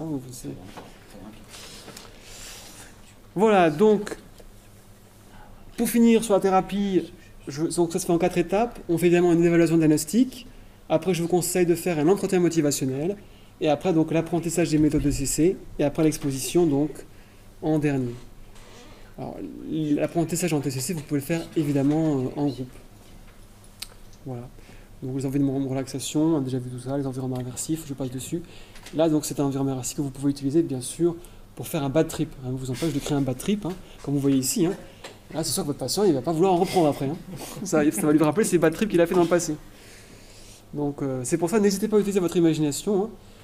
Donc, la combinaison pour la recherche d'autres méthodes thérapeutiques avec la réalité virtuelle, comme les substituts, comme pour l'alcool, donc la camprosate Aotal ou le Revia. Ça, c'est des questions de recherche. Donc, pour le futur, ça va être d'utiliser des banques olfactives, d'utiliser en fait l'imagerie cérébrale, c'est ce qu'on fait déjà au CHU, donc ici de la Timone. On a mis des patients en réalité virtuelle et on leur a injecté un produit de contraste pour voir ce que la réalité virtuelle provoquait comme effet sur leur activité cérébrale, leur métabolisme. Donc là, c'est pas pour l'addiction, là c'est pour la peur des hauteurs. Et effectivement, vous le voyez avant-après, il y a bien eu une modification de l'activité cérébrale, notamment au niveau occipital et au niveau parieto temporale gauche, donc tout ce qui est du visuomoteur et la conscience des hauteurs. La technologie progresse sans arrêt et il existe déjà des casques qui couvrent la totalité du champ visuel, comme le Pimax, mais là il faut un ordinateur extrêmement costaud pour faire fonctionner ça. Ce n'est pas encore une réalité pratique, mais c'est déjà dans les cartons, hein, puisque la technologie évolue sans arrêt. C'est bien sûr les combinaisons haptiques, c'est-à-dire votre patient porte une combinaison qui peut donc avoir des effets de pression. Donc si par exemple il heurte quelqu'un, ou alors s'il se rapproche, ou s'il fait fonctionner son briquet, ou s'il se rapproche d'une source de chaleur, la combinaison va chauffer son bras, et ainsi ça fait un sens de plus stimulé qui va créer encore plus cette impression de présence. Donc là c'est des banques olfactives pour l'odeur du tabac, et bien sûr après on a des stations de locomotion, on peut voler sur des stations qui sont horizontales, on peut faire du vélo pour les patients dépressifs, pour les motiver à faire du sport, en réalité virtuelle, et on peut marcher à l'infini. Enfin, je vous l'ai dit, je crée les environnements virtuels, mais je vous invite, si vous aimez les jeux vidéo, si vous aimez la création, si ça vous plaît la création, n'hésitez pas à apprendre à faire vous-même vos environnements virtuels, ça peut être utile. Là, c'est pas du tabac là, mais là il y a 2 semaines, j'ai reçu un patient qui avait peur de l'amiante. Il avait une phobie de l'amiante, j'avais jamais vu ça. Et bien donc, j'ai rapidement créé un environnement virtuel où je l'exposais avec des toits, vous voyez, fait avec de la tôle en amiante. Et ça a marché. Il a effectivement une anxiété en voyant ça. Et là, un patient qui avait des tocs d'impulsion, qui avait peur de jeter des personnes dans le vide. Pas de problème, j'ai mis 3 avatars, au bord d'un canal à 800 mètres, allez, vous vous entraînez. Voilà. Vous voyez, ça ouvre de nombreuses possibilités, la peur des clowns aussi. J'ai reçu une patiente qui avait peur des clowns, et bien j'ai fait un environnement avec des clowns. Et l'avenir, on va encore plus loin, c'est que les patients eux-mêmes pourront créer leurs propres environnements virtuels. C'est ce que vous avez déjà en jeu vidéo avec le jeu Dreams de Media Molecule, sur console de jeu, hein, où les joueurs peuvent créer eux-mêmes, et c'est du présent là, leurs environnements virtuels, leurs jeux vidéo. Alors, imaginez des patients qui pourront ainsi créer leurs propres environnements, puisqu'ils savent encore mieux que nous ce qui les concerne. Allez, robot téléprésence, le fait de pouvoir faire ce que nos chefs de service ici présents adorent, dans le futur, c'est même plus venir à l'hôpital, ils y vont, c'est leur robot téléprésence qui y va, et c'est l'interne qui les accompagne pour faire les visites. Donc vous voyez, ça ouvre de nombreux champs, aussi bien pour nos chefs de service. On finira donc sur ce dernier diapo, la publication. Donc il y a des livres sur la psychothérapie et la réalité virtuelle, si vous voulez vous former sur ces questions et l'utiliser dans vos hôpitaux, dans vos cliniques. Donc il y a même un qui est consacré uniquement à la peur de conduire, à quel point donc on a beaucoup de patients qui ont peur de conduire, et vous pouvez trouver donc facilement sur Amazon ou sur la Fnac. Ça pourra vous être utile. On me pose aussi la question sur les formations. Sachez qu'il y a des DU de cyberpsychologie à Paris par le docteur Tordo et le professeur Tisseron, et par le professeur Piolino. Si vos étudiants sont en licence et veulent faire un master de psychologie, il y a un master de psychologie qui est dédié à la réalité virtuelle à l'UBO, l'Université de Bretagne occidentale. C'est le professeur Gagné, qui est très bien. Effectivement, son master est passionnant. Donc vous pouvez dire à vos étudiants qu'ils peuvent se lancer. Et moi, je fais des formations sur une journée où je forme des professionnels et des psychiatres et des psychologues sur ces questions. Et j'ai terminé.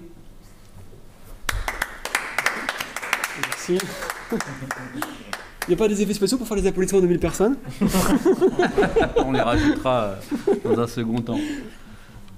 Merci infiniment, docteur Malbos. Alors, sur notre écran, on a perdu, nous, les questions éventuellement sur le chat. Donc, si vous avez des questions, n'hésitez pas. Donc, moi, je vais en poser peut-être juste deux, trois. C'est vrai que la dernière étude que j'ai lue sur la réalité virtuelle m'a beaucoup intéressé parce qu'ils se sont aussi intéressés à voir s'il y avait une corrélation entre la sensation de réalité de l'environnement perçu et l'intensité l'efficacité à réduire le craving. Et effectivement, c'est démontré, c'est que plus on a la sensation vraiment d'être là, comme tu nous le dis, effectivement, parce que être là au départ, mais il y a aussi cette sensation, on est là parce qu'on perçoit aussi, on sent que l'environnement est très proche de la réalité, plus finalement l'effet induit peut être fort. Donc il y a vraiment cette importance à ce que l'environnement soit, enfin que le patient soit à l'aise et que l'environnement paraisse ultra réaliste en fait. Et ça a évolué parce que j'avais pas vu d'images récentes, effectivement j'en vois dans les publications, etc. Mais c'est difficile de se faire une idée sur les photos. Mais là quand on voit les animations et toutes les options qui nous ont été montrées, on voit qu'il y a de plus en plus d'options qui améliorent. Donc quand je vois la marque des paquets de cigarettes, etc., c'est vrai qu'on peut pousser assez loin. Moi j'étais assez impressionné aussi, c'est le nombre de séances. Parce qu'on voit des effets à 5-6 séances. Et c'est classique d'avoir un effet rapide? Alors c'est extrêmement standardisé et c'est 6 séances d'exposition, mais précédées par 5 séances de TCC. Hein. Ah oui, Donc en tout, c'est 11 11 séances. séances, d'accord. Voilà. Ok. Mais oui, 6 séances d'exposition précédées par 5 séances de TCC, on voit déjà effectivement des effets qui sont mesurables. D'accord. Et est-ce qu'on est aussi dans une optique d'ajouter certaines tâches? Je ne sais pas. Moi, je pense beaucoup en recherche à des tâches Konogo ou des tâches qui permettent de travailler sur le contrôle des inhibitions ou aussi, par exemple, la problématique importante des émotions, réguler ses émotions, reconnaître les émotions des autres. Est-ce que c'est des idées sur lesquelles on travaille aussi? C'est-à-dire... Alors ça, ça c'est vrai qu'on ne le fait pas trop sur le tabac, ce serait plus sur l'affirmation de soi pour les phobies sociales. Là, effectivement, on travaille beaucoup sur l'expression faciale. Mais pour les addictions, effectivement, j'ai rien vu là-dessus pour l'instant. D'accord. Parce que Mais c'est vrai qu'on en discute beaucoup, c'est une difficulté à reconnaître, intégrer les émotions, à surévaluer les émotions négatives, quelque chose, et je pense que c'est un bon moyen, parce qu'on utilise aussi plein d'autres... Ce qui m'intéresse beaucoup, c'est qu'on utilise plein de paradigmes différents, protocoles différents, mais en fait, on pourrait beaucoup implémenter ces systèmes sur des... Alors, il ne faut pas non plus que ça devienne trop complexe, je comprends bien, mais il y a des choses aussi qui seraient intéressantes à faire avec un outil de réalité virtuelle, en fait, plutôt que de passer simplement des photos ou vous voyez, de visages comme on peut le faire dans des tests classiques en recherche, par exemple. Je ne sais pas si je suis clair dans mes, Très clair, oui. dans mes questions, mais... L'expression faciale doit jouer un rôle très important aussi pour l'addiction. Oui, si on veut partager la joie avec une personne, ou peut-être la tristesse, ou l'empathie, qui pourrait jouer un rôle sur les émotions et ainsi induire plus de co-living. Oui, parce que là, par exemple, je croise des personnes, et est-ce qu'on joue aussi sur le comportement de ces personnes et les expressions de ces personnes, les émotions de ces personnes? Alors, c'est une voie d'avenir intéressante. Et ce que tu dis, on ne le fait pas trop pour les addictions, mais ça se fait pour toutes les phobies, et également pour la schizophrénie et l'autisme, avec l'insistance du regard. D'accord. Donc tu veux paramétrer l'insistance du regard, c'est très utile aussi pour les paranoïaques. Ah, il me regarde, celui-là il m'a vu.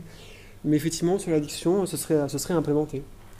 D'accord. Et pour ce qui est de l'expression faciale du reste, là, pour les phobiques sociaux, ça va être effectivement un visage intéressé souriant contre un visage neutre et un visage pas intéressé ennuyé. Donc ça existe déjà, mais par contre, effectivement, pas pour les addictions. Une toute petite dernière question, parce que je ne pensais pas que c'était aussi prégnant, la peur de la conduite, c'est inné ou c'est après un accident ou elle vient comment cette peur de la conduite? Alors la majorité des patients qu'on voit, donc de notre côté, hein, Oui. vous peut-être que vous avez une expérience différente, mais nous, c'est parce que souvent, ils ont fait, dû au contexte social, au contexte professionnel, au contexte sentimental, ils ont fait une première attaque de panique spontanée en voiture. Donc première attaque de panique, et ça s'est passé sur l'autoroute. Donc après, ils disent mais ça risque pas de recommencer si je reprends la route. Et c'est parti. Ils commencent à éviter, et ça s'aggrave. Et voilà. Donc souvent c'est ça, hein, c'est les premières attaques de panique. Alors nous avons une question, Boyaval Wendy du SIA, très intéressant. Je me demande à partir de quand pouvons-nous commencer le travail en réalité virtuelle?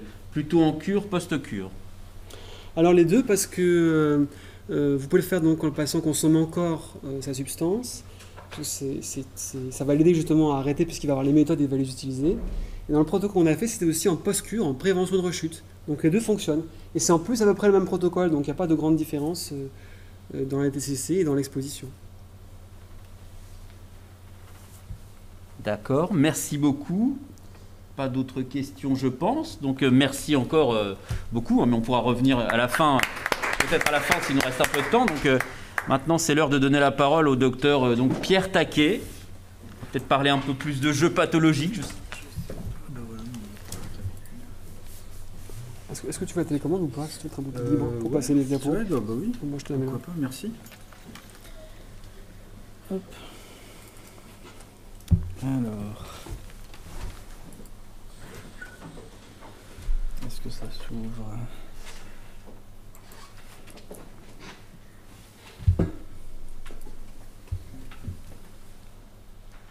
Mais non, ça c'est le tien. Je vais le prendre.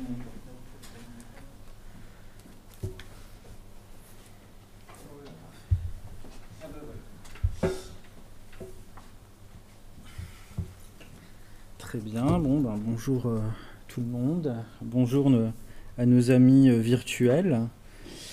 Et du coup, pour rebondir sur la présentation de Dr Malbos, eh bien, Je vais vous donner un exemple en fait sur les addictions aux jeux d'argent et un protocole que on a monté à partir du CHU de Lille et qui va se déployer en 2022. Je vous présenterai également autour de ce protocole et de cette question de la thérapie par exposition en réalité virtuelle une petite vignette clinique, comme ça on aura aussi un exemple et du coup je pense qu'on aura peut-être le temps, 5-10 minutes, pour montrer le casque, des environnements et particulièrement le casino virtuel. Alors je vais peut-être faire ça, hein, parce que là je respire mal. Et donc je vais commencer. Alors pour refaire rapidement un point sur les addictions aux jeux d'argent, là ce que l'on sait, hein, c'est quand même en tout cas une conduite assez répandue, sans forcément que ça soit une addiction. On a quand même une moitié d'une population qui joue au moins une fois dans l'année, et une augmentation des conduites de jeux online, c'est-à-dire qu'on a de plus en plus de joueurs de jeux d'argent sur Internet. Et si on prend des chiffres en fait, de problématiques d'addiction aux jeux d'argent, eh bien, on se retrouve avec 2,9% de joueurs problématiques en population générale. Ça ne veut pas dire que ce sont des joueurs addicts sur le plan clinique, mais on va dire que ce sont des joueurs à risque et au risque de développer une problématique addictive. Alors si on regarde un petit peu au niveau du type de jeu utilisé, eh bien, on a pas mal de jeux de tirage comme le loto, de grattage, de paris sportifs. Et après, on a des jeux de casino qui sont utilisés. Alors la grande progression en termes d'utilisation des jeux, c'est surtout au niveau du pari sportif par rapport à ce qu'on avait avant. Donc au départ, le pari sportif, en 2014, il était plutôt dans les 2-3-4%. Là, il y a eu une explosion en fait, des utilisateurs de paris sportifs. Bon, il suffit de voir un petit peu le paquet qui est mis quelque part sur les pubs. On ne peut pas regarder un match de foot sans forcément sans avoir une pub de jeu. Alors si on regarde cette répartition au niveau du sexe, on a à peu près autant d'hommes que de femmes qui jouent aux jeux d'argent et environ 45 ans de moyenne d'âge chez les utilisateurs de jeux d'argent. Je rappelle que le trouble du jeu d'argent est reconnu dans le DSM-5 et dans la CIM 11. Il était déjà reconnu dans les années 80 dans le DSM-3, mais plus du côté du trouble du contrôle des impulsions, et partage en fait des points communs avec l'ensemble des addictions, y compris sur le plan neurobiologique, avec l'activation de l'aire tegmentale ventrale, la surutilisation du réseau mésocortico-limbique de récompense. Alors, si on parle du craving et du jeu d'argent pathologique, pourquoi s'intéresser à cette question ? Eh bien, on sait que les joueurs pathologiques de jeux d'argent ont des difficultés au niveau du craving, comme dans d'autres addictions aux substances, et que ça favorise également la rechute. Alors, certaines publications avaient dit aussi le craving serait plus intense dans le jeu d'argent pathologique et serait plus difficile d'y résister que dans d'autres addictions aux substances. Bon, il faudrait peut-être reproduire ces données-là, mais en tout cas, juste pour dire que ces données sont assez intéressantes. On voit que le craving est un point central. On a également un intérêt de la thérapie par exposition pour cibler le craving et les cognitions à chaud dans le jeu d'argent et de hasard. Donc ça a toujours été, même dans l'approche de Robert Ladouceur, qui lui-même mettait devant des personnes devant les machines à sous pour qu'ils parlent à chaud de ce qui se passe en termes d'envie et de cognition. Et donc, on a des publications qui nous montrent que l'exposition est une technique fréquemment utilisée pour identifier les cognitions autour du jeu d'argent. Et comme mon confrère docteur Malbos a dit, on a vu que la thérapie par exposition, alors, pas forcément réalité virtuelle, mais est intéressante au niveau de la prise en charge des addictions. Alors la difficulté, c'est on manque parfois de données selon les substances les résultats sont encore à discuter, voire à reproduire. Donc il faut vraiment qu'on s'intéresse sur cette question de l'exposition et de l'exposition en réalité virtuelle dans les addictions. Alors l'objet de la thérapie par exposition en général, mais au niveau du jeu d'argent pathologique, ça serait d'éteindre la réponse conditionnelle. Donc cette réponse conditionnelle, là, c'est ciblé autour du craving, qui est déclenchée par des stimuli de jeu, ou alors des stimuli associés au jeu. Par exemple, l'environnement de jeu dans lequel je vais habituellement, ou alors peut-être un ami avec qui je vais régulièrement au jeu. Alors l'idée, c'est que quand je suis face à ces stimuli, eh bien, je déclenche plus facilement des pensées et des envies de jouer. Et là, l'objectif serait d'éteindre cette réponse. Bon, en réalité, on est sur une forme plutôt de diminution, de meilleure gestion que vraiment une extinction totale.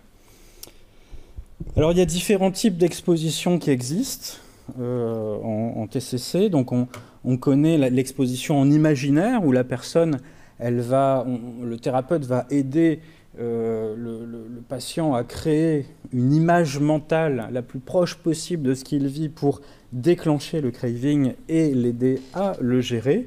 In vivo, bon, ben là on va directement sur le lieu de jeu ou sur le lieu où la personne consomme.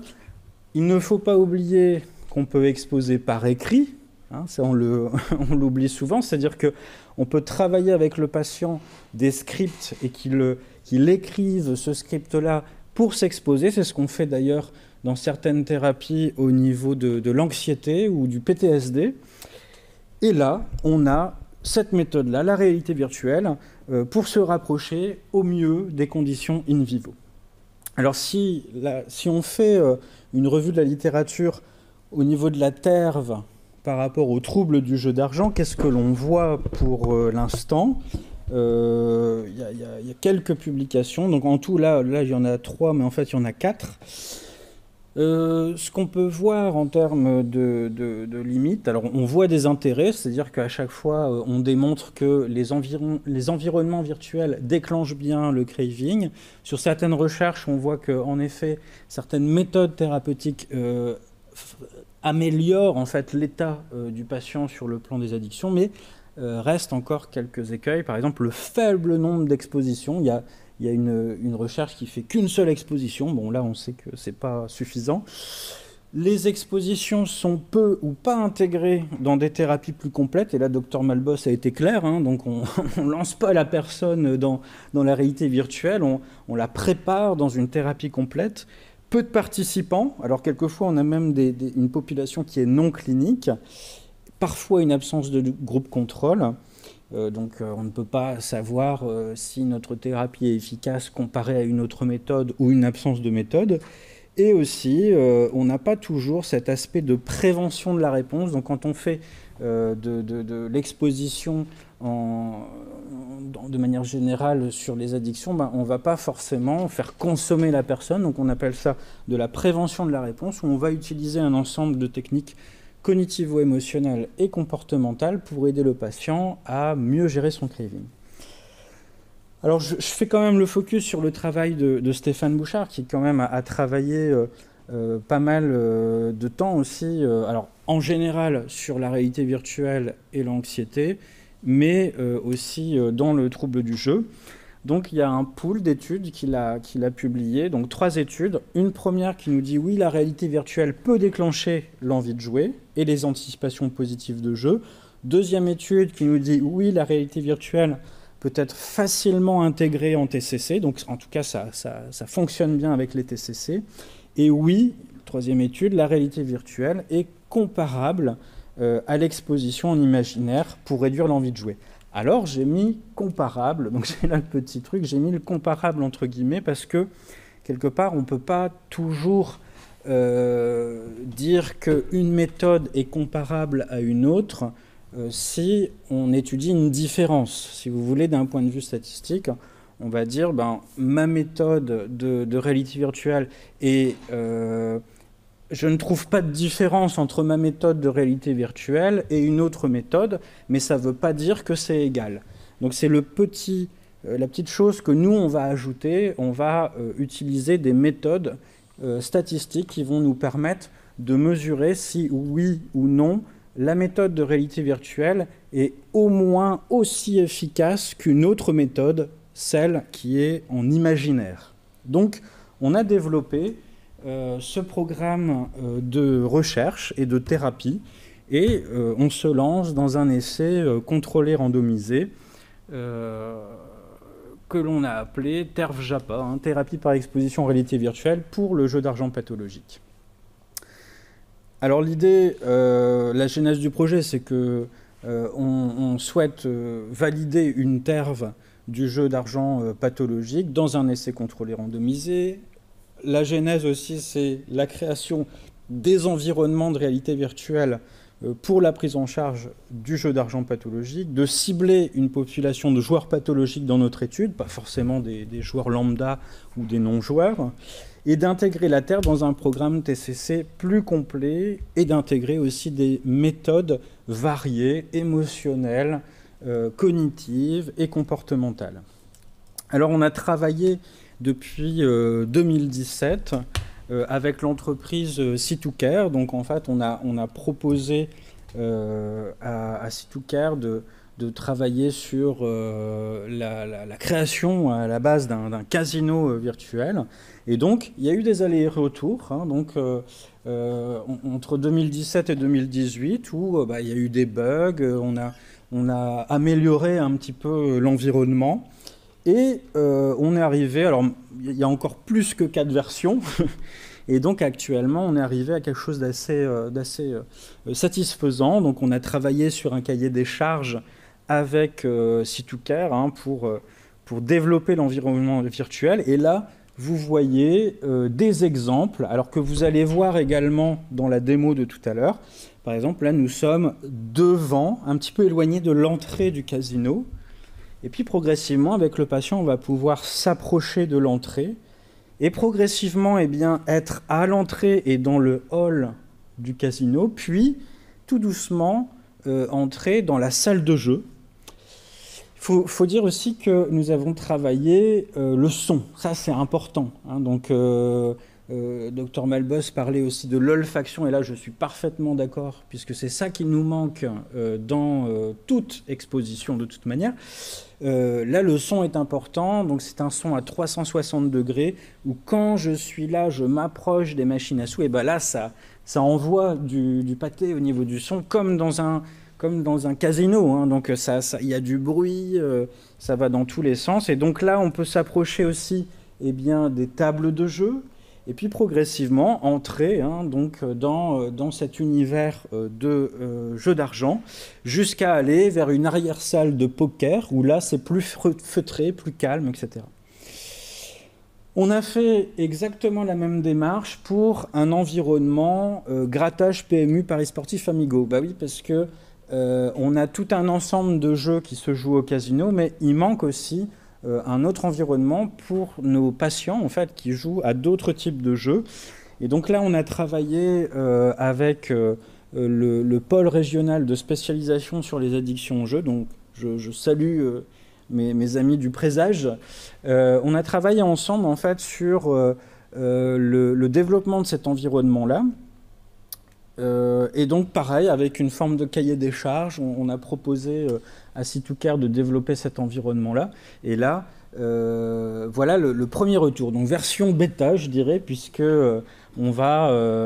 il est en test actuellement. Donc, on aura certainement encore un petit peu de temps de test pour voir si c'est tout à fait viable avec les patients. Donc, vous voyez, on est devant un magasin de presse, jeux cadeaux. Et puis, tout doucement, on va vers, vous voyez un petit peu vers l'entrée, la petite subtilité PNU, Amico et Illigo. Et puis on entre dans cet environnement où on peut avoir, vous voyez, des jeux des grattages, plus loin une télé d'Amigo, et puis on a aussi tout un espace de jeux de sport, donc par exemple le PMU,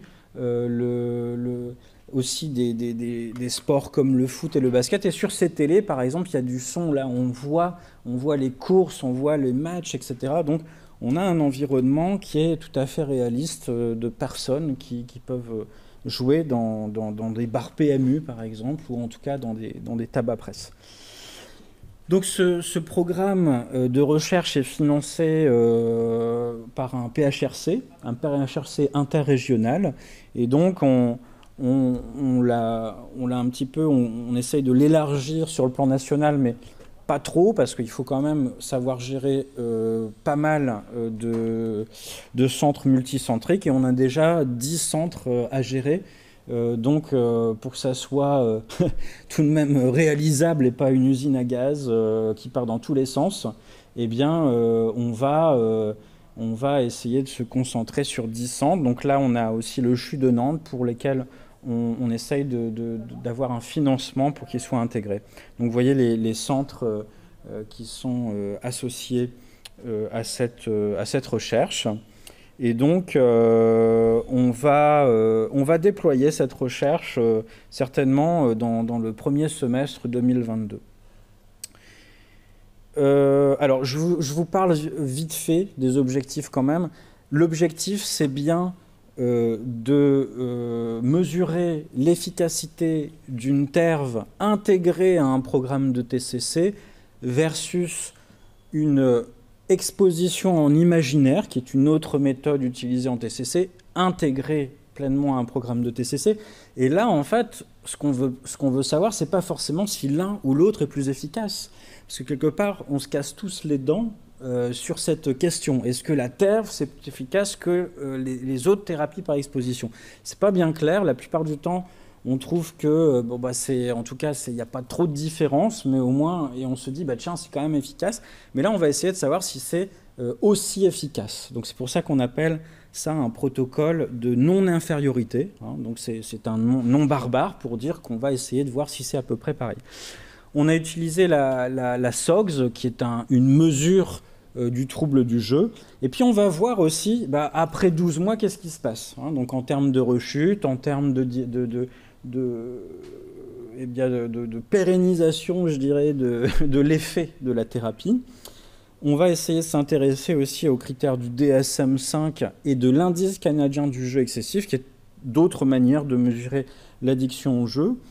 Puis on va voir aussi d'autres critères comme la fréquence de jeu, le montant d'argent dépensé, l'expérience de craving. Également, est-ce que pendant la thérapie, il y a une modification des épisodes de craving tout du long? L'échelle des cognitions liées au jeu, donc on va s'intéresser par exemple aux illusions de contrôle, à la toute-puissance par rapport au jeu. Et on va s'intéresser également aux classiques symptômes dépressifs et anxieux. Donc on va essayer de comparer aussi ces deux stratégies par rapport à la satisfaction du patient. Donc ça peut être aussi intéressant de voir quelque part, si on offre une nouvelle méthode, est-ce que le patient est satisfait de sa thérapie par rapport à une autre? La compliance du patient, de voir entre une méthode ou une autre, est-ce qu'il y a une différence? Je rappelle que c'est randomisé, donc logiquement on ne devrait pas avoir déjà de biais de sélection, et la notation de la faisabilité par le thérapeute. Donc ça va être important aussi parce que là, j'ai formé plusieurs thérapeutes qui vont se lancer dans l'aventure avec nous, et donc on est tous dans des centres différents. On va voir un petit peu cette faisabilité. Très bien. Donc au niveau des critères d'inclusion, c'est du classique. Il faut que ça soit des joueurs suffisamment réguliers qui ont un niveau d'excès suffisant. Donc ça, c'est du classique. Par contre, ce qui est plus intéressant, ça va être du côté des critères de non-inclusion. Où là, je rejoins bien évidemment Dr Malbos là-dessus. On va être du côté des troubles visuels, des troubles de l'équilibre, des épilepsies photosensibles, qui sont quand même des cibles importantes à je pense, évaluer pour la TERV. Alors, afin de faciliter les inclusions et de respecter la réalité du terrain des thérapies du jeu d'argent pathologique, eh bien, les comorbidités psychiatriques ne sont pas des problèmes d'inclusion, donc les patients, on va les prendre comme ils viennent également dans leurs addictions. Alors certes, on aura certainement une efficacité moindre de la thérapie par rapport à ce qui a déjà été publié avant, parce qu'il y avait une hyper-sélection des patients avant, mais au moins on sera plus proche du terrain. Donc, du coup, j'ai développé un manuel de thérapie à suivre par séance, et qui nous dit quoi, ce manuel? Eh bien, je n'ai pas réinventé ce qui se fait déjà, hein, donc je suis parti sur le gold standard du professeur Ladouceur, et ces 10 premières séances qu'il avait décrites, je les ai condensées en 6 séances, et les 2 dernières séances qui avaient attrait sur la prévention de la rechute, eh bien, je les ai intégrées dans la TERV, c'est-à-dire qu'il y aura des phases d'exposition et également des phases dans la même séance, eh bien, de prévention de la rechute. Alors voilà les séances proposées, donc des séances autour de l'entretien motivationnel. Et ce que faisait Robert Ladouceur, c'était souvent de faire des séances que sur l'émotion, que sur les pensées, que sur le comportement. Mais on va dire que les TCC, on les pratique pas forcément tout le temps de cette manière, en tout cas pas moi. Et donc j'ai proposé plus quelque chose de souple, c'est-à-dire d'aborder les émotions, cognitions et comportements tout du long de la thérapie, mais de complexifier les exercices et d'amener les patients à des compétences progressives. Eh bien, par exemple, on va avoir ce qu'on appelle des analyses du fonctionnement, des analyses fonctionnelles autour des situations à risque de jouer, de développer les stratégies de coping face à ces situations, et aussi des analyses fonctionnelles sur les sessions de jeu. Hein, c'est-à-dire que quand les personnes, donc on va se replonger dans des sessions de jeu pour découvrir ensemble eh ben, les mécaniques qui font plonger le joueur, ou les erreurs qu'on pourrait appeler des distorsions cognitives telles que l'illusion de contrôle ou l'appât du gain, par exemple, et une séance de restructuration cognitive. Donc vous voyez, ça c'est avant la TERV. Hein, comme disait Dr Melbos, bah oui, on aborde bien des choses avant cette TERV-là. Donc à partir de là, le patient est déjà outillé, il a compris certaines choses autour de son fonctionnement d'addict et est prêt à utiliser, si vous voulez, certaines méthodes en réalité virtuelle. Donc une séance préparatoire à l'exposition. Alors ça, c'est pour toute exposition. On ne se lance pas avec le patient, on ne lui met pas un casque comme ça et lui dire « hop, on va tester des choses ». Dans la thérapie par exposition, il y a toujours une séance préparatoire. Pourquoi ? Eh bien, en TCC, ça n'est pas une boîte à outils, la TCC. La TCC, c'est on va préparer le patient en connaissance de cause et aussi faire beaucoup de psychoéducation.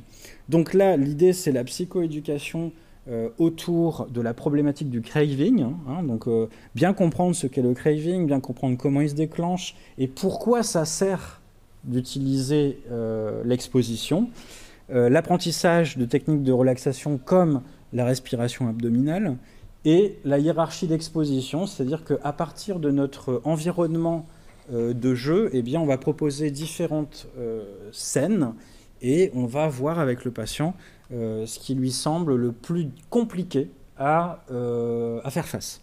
Et donc, le reste des séances eh bien, sera des séances d'exposition en réalité virtuelle, donc 30 minutes d'exposition en réalité virtuelle, et le reste de la séance, donc séance d'1 heure, 30 minutes de généralisation. Une fois que j'ai vécu la montée du craving, la descente du craving, les techniques que j'ai utilisées, eh bien, tout ce que j'ai vu avec mon patient, tout ce qu'il a vécu pendant cette séance-là, je vais travailler avec lui pour généraliser ce qu'il a appris. Vous voyez ce qui s'est passé là dans la séance, vous allez pouvoir l'utiliser pour vous.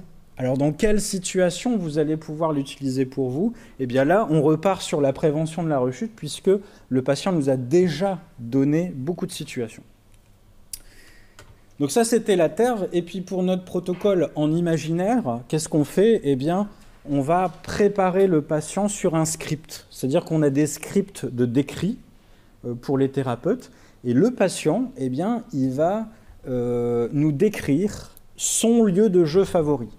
Et donc là, on va partir sur la description visuelle, sonore, olfactive, auditive, enfin voilà, tout ce que fait les sens en fait au niveau de l'imagerie mentale. Et donc on va partir de ça pour être au plus proche du vécu du patient et favoriser le déclenchement de l'imagerie mentale. Donc voilà, donc ça c'était pour présenter le protocole. Mais c'est pas que c'est pas que chimérique, hein, donc c'est quelque chose que j'utilise déjà depuis pas mal de temps, et je vais vous montrer juste un exemple clinique de comment on peut l'intégrer dans la thérapie. Alors, c'est un patient, donc un jeune patient de 23 ans. Ce que je vais vous présenter relate 15 consultations en TCC, dont les séances de réalité virtuelle, avec une fréquence environ tous les 15 jours. Je vois ce patient tous les 15 jours. Donc ce patient a été orienté par une psychologue libérale. Parce qu'il a été suivi plus jeune, en fait, pour de la kleptomanie. Puis après, adolescent, parce qu'il continuait à voler, mais là, pour financer le jeu. Alors ça, c'est très classique, hein, dans nos joueurs pathologiques. Eh bien, ils vont faire pas mal d'actes de vol, de détournement d'argent, frauduleux, pour financer leur jeu. Donc il travaille, à cette époque-là, en tant que boulanger-pâtissier. D'ailleurs, il avait volé de l'argent à son patron. Et au niveau du logement, il habite chez ses parents. Donc ça, c'est important aussi. Hein. C'est pas anodin, puisque forcément, il n'y a pas de loyer à payer, tout ça. Donc c'est encore plus facile, plus permissif, hein, de dépenser de l'argent dans le jeu. Et donc au niveau de l'entourage, qu'est-ce qui se passe? Bon, il a plutôt une bonne entente avec ses parents et son frère de 17 ans, sa compagne. Bon, globalement, ça va autour de l'entourage.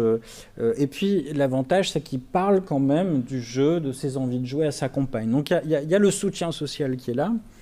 Il y a d'autres sources de plaisir que le jeu. Donc, ça, c'est quand même un bon pronostic aussi dans nos addictions. Hein. Donc, la pêche, regarder le foot. Mais bon, quand il regarde le foot, il a envie de jouer. Hein, parce que lui, il joue à la fois à des jeux de casino, mais aussi à des paris sportifs. Alors, son comportement de jeu, quand je le vois, il en est où? Il joue au paris sportif en ligne et au casino en dur. Donc il joue quand même plus au paris sportif qu'au casino. Et au casino, c'est plutôt roulette et blackjack.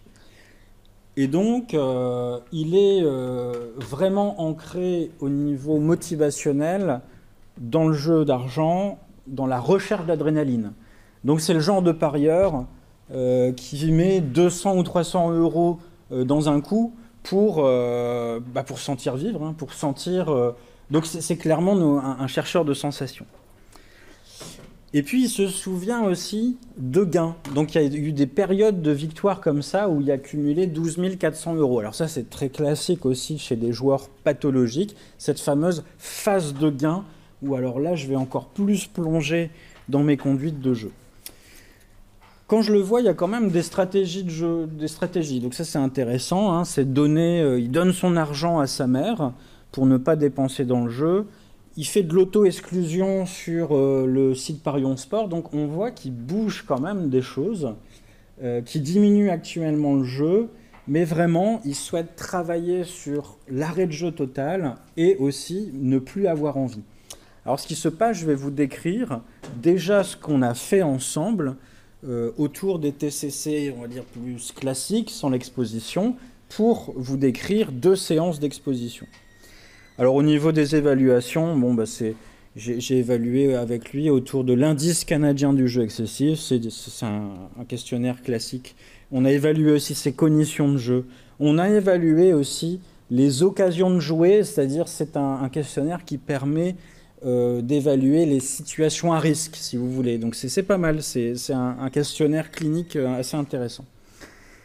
Je ne vais pas rentrer dans tous les détails des TCC parce que je veux juste que vous compreniez qu'on ne se lance pas comme ça. On a travaillé des choses avec le patient et qu'il est tout à fait prêt à arriver à l'exposition.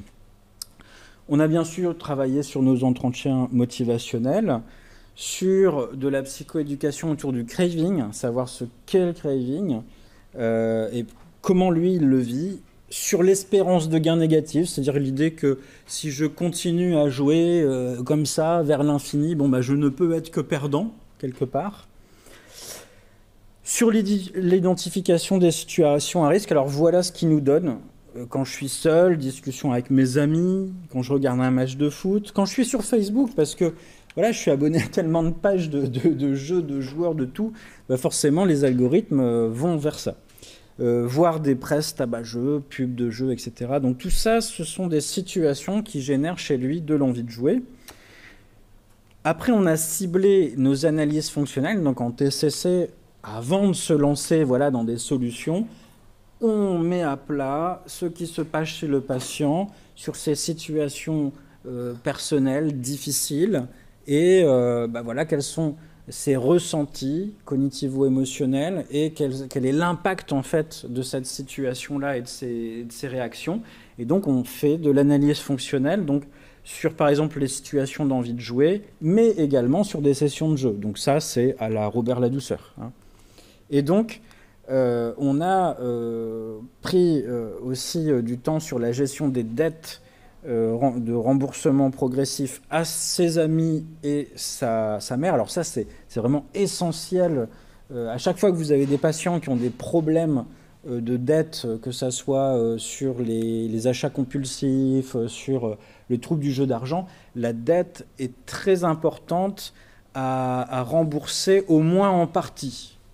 C'est-à-dire que si on efface complètement la dette comme ça par magie, eh bien, la motivation à changer sera moins pertinente, moins intégrée, moins personnelle. Alors, qu'est-ce que j'ai fait là ? Voilà. Contrôle du stimulus, ce qui est en fait contrôle du stimulus, ça veut dire contrôle environnemental. Dans mon environnement, qu'est-ce qui est possible de changer ? Donc, par exemple, ça c'est effacer des applications sur le portable, parce que je suis tout à fait stimulé par ce qui se passe sur mon portable au niveau du jeu. Ça peut être regarder des matchs de foot sans forcément que ça soit sur des sites où je peux parier. Alors ça, c'est le classique aussi des parieurs. Ils continuent à regarder le foot, mais sur leur site où il y a plein de cotes et de paris possibles. Et donc aussi donner l'argent à sa mère, ce qu'il faisait déjà, et puis on a encore amélioré ces méthodes-là. La gestion du craving. Alors ça, c'est cette gestion du craving, c'est à la fois ce qu'on a travaillé avant la TERV, mais pendant la TERV. Et ça, c'est très intéressant parce qu'il s'est passé plein de choses pendant la TERV qui ont vraiment amélioré la gestion du craving. Alors, donc parler à son entourage, donc ça, c'était ce qu'on a pu travailler avec lui. L'acceptation et la normalisation du craving qu'on a pu particulièrement travailler pendant la TERV. Alors, qu'est-ce que ça veut dire ? La normalisation, c'est un petit peu quand, dans l'anxiété, on va normaliser le ressenti. C'est tout à fait normal d'avoir une envie quand je suis pathologique au jeu.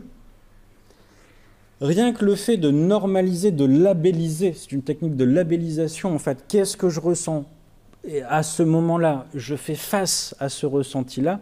Cette normalisation, déjà, diminue largement l'anxiété d'avoir un craving. C'est normal.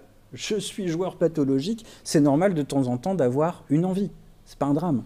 Donc ça, c'est assez important. L'acceptation, donc plutôt une méthode de la troisième vague des TCC, mais pas que, puisque dans l'entretien, dans la prévention de la rechute, on travaillait déjà sur l'acceptation.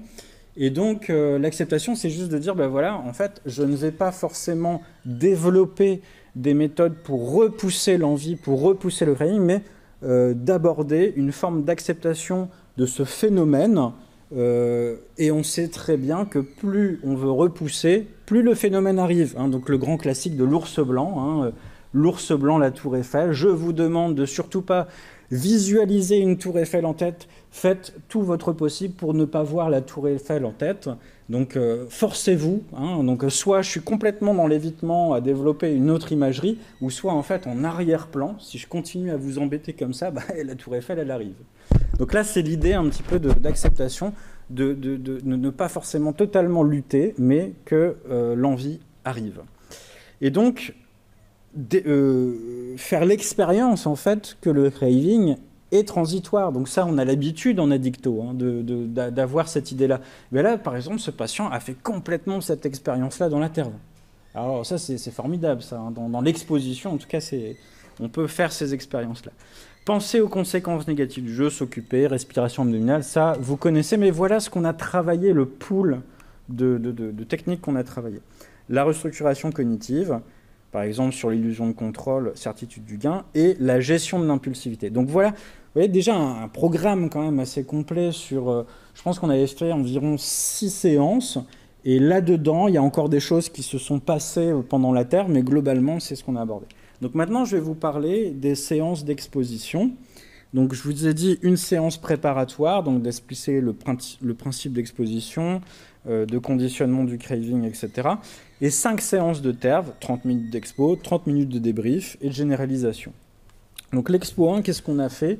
Eh bien, voilà, pareil, donc on teste l'environnement. Donc on ne va pas se lancer comme ça dans la réalité virtuelle. Il y a le phénomène de cybermalaise, donc on va essayer de mettre à l'aise justement le patient dans cet environnement. On va être doux, on va faire des gestes lents. Moi, je conseille toujours, en fait, de vous baser, pour ceux qui font de la relaxation, de vous baser sur le même principe, c'est-à-dire la même manière douce d'aborder le patient quand vous faites de la réalité virtuelle, parce que si vous êtes là, on va mettre le casque, tout ça, on sert, voilà, donc mettez-vous bien là, bah là c'est foutu, parce que votre patient, il va plus savoir où donner de la tête dans son propre environnement et par rapport à ce que vous lui dites, et là ça va être tout à fait angoissant, en fait, une situation qui va mal vivre. Du coup, une fois qu'il s'est un peu mieux habitué, voilà, qui a pu en effet eh bien, découvrir ce nouveau phénomène, cette nouvelle sensation de réalité virtuelle, on va pouvoir plus facilement aller vers l'exposition à proprement dite. Donc, conseil aussi, on décrit à l'oral tout ce que l'on fait, donc ça paraît évident, mais vous savez, quand on lance le logiciel, quand on arrête le logiciel, quand on passe d'une situation à l'autre, on va parler au patient, eh bien, attention, je vais arrêter, attention, on va sortir, attention, je vais enlever le casque, parce que ça peut être tout à fait anxiogène, ou en tout cas déclencher une forme de stress. Voilà, 15 minutes, parfait. Déclencher une forme de stress, donc je vais parler de tout ce que l'on fait avec le patient. Donc par exemple, une première situation, c'était « je suis dans la rue ». Donc là, vous vous souvenez, le casino, là, eh bien, là, le patient est dos, est dos à ce casino, il regarde et je lui demande en fait ce qu'il voit. Très important, parce que en fait, je vois ce qu'il voit. Moi, ça ne m'intéresse pas, je m'en fiche de ce qu'il voit. Moi, ce qui m'intéresse, c'est comment il le perçoit. Et donc, il va décrire, ben voilà, je suis dans une rue, il y a des passants, je vois des voitures, c'est plutôt calme, c'est joli ou pas, voilà, bon bref. Et en tout cas, bon, l'évaluation du craving, jusqu'à la preuve du contraire, il n'y a pas de situation particulière, donc 0 sur 10. Là, je propose au patient de tourner la tête vers un premier indice de jeu, donc c'était le fameux panneau casino un peu éloigné de l'entrée. Qu'est-ce qui se passe chez ce patient-là? Eh bien, donc thérapeute-patient, dites-moi ce que vous voyez. Donc là, on va tout simplement faire du discours, ce qu'on appelle en TCC le discours socratique, c'est-à-dire de permettre au patient de développer son propos, ses émotions, ses pensées, avec les questions les plus ouvertes. Socrate ne donnait pas du savoir, mais aller chercher, aider la personne à trouver son savoir. Eh bien, en TCC, on fait du discours socratique. Dites-moi ce que vous voyez. Eh bien, il y a un casino, on peut rentrer dedans, très bien, et donc on continue là-dessus. Décrivez-moi si vous avez une envie ou non, oui, je pense. À quel niveau? Eh bien, à 5 sur 10. Et donc rappelez-vous, c'est 30 minutes, d'accord? 30 minutes. Donc forcément, c'est plus court ce que je vous fais là.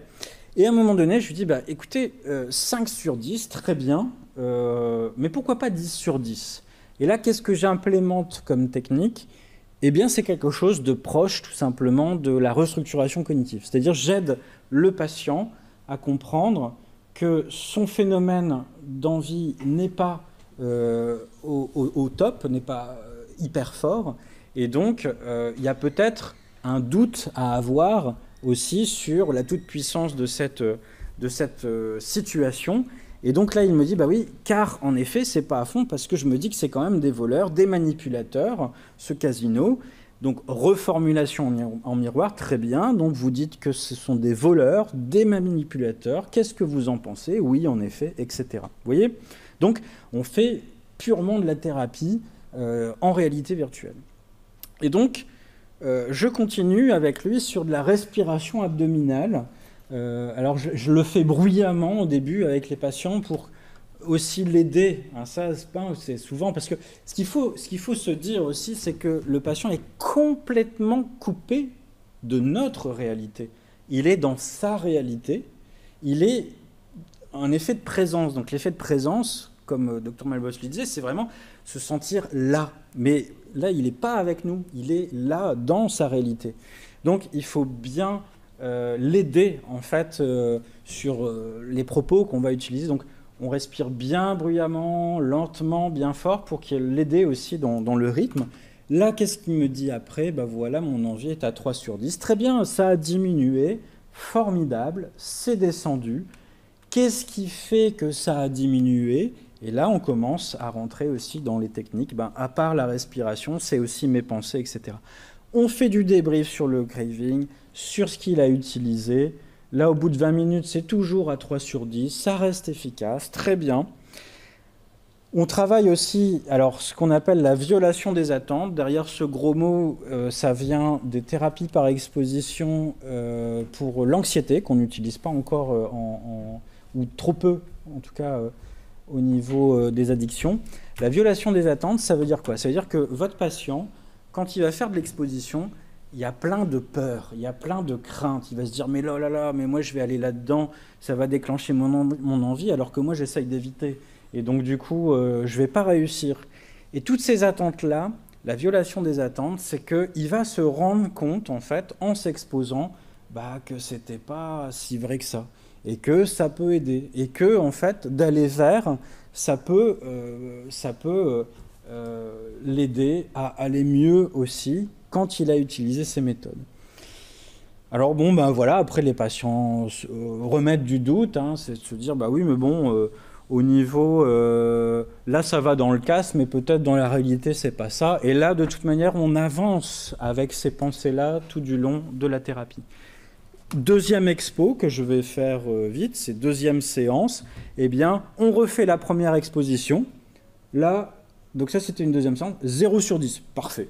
Donc là, on a le phénomène d'habituation classique, 0 sur 10. Très bien, allez, on avance. On avance vers l'entrée.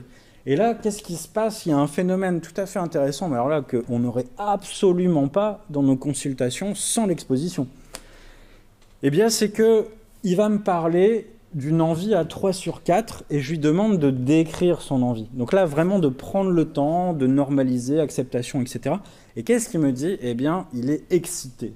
Et ça, c'est tout à fait intéressant. Il sent une excitation monter en lui. Et qu'est-ce que je lui demande? C'est quoi cette excitation? Est-ce qu'il peut labelliser cette excitation? Est-ce qu'il peut m'en parler?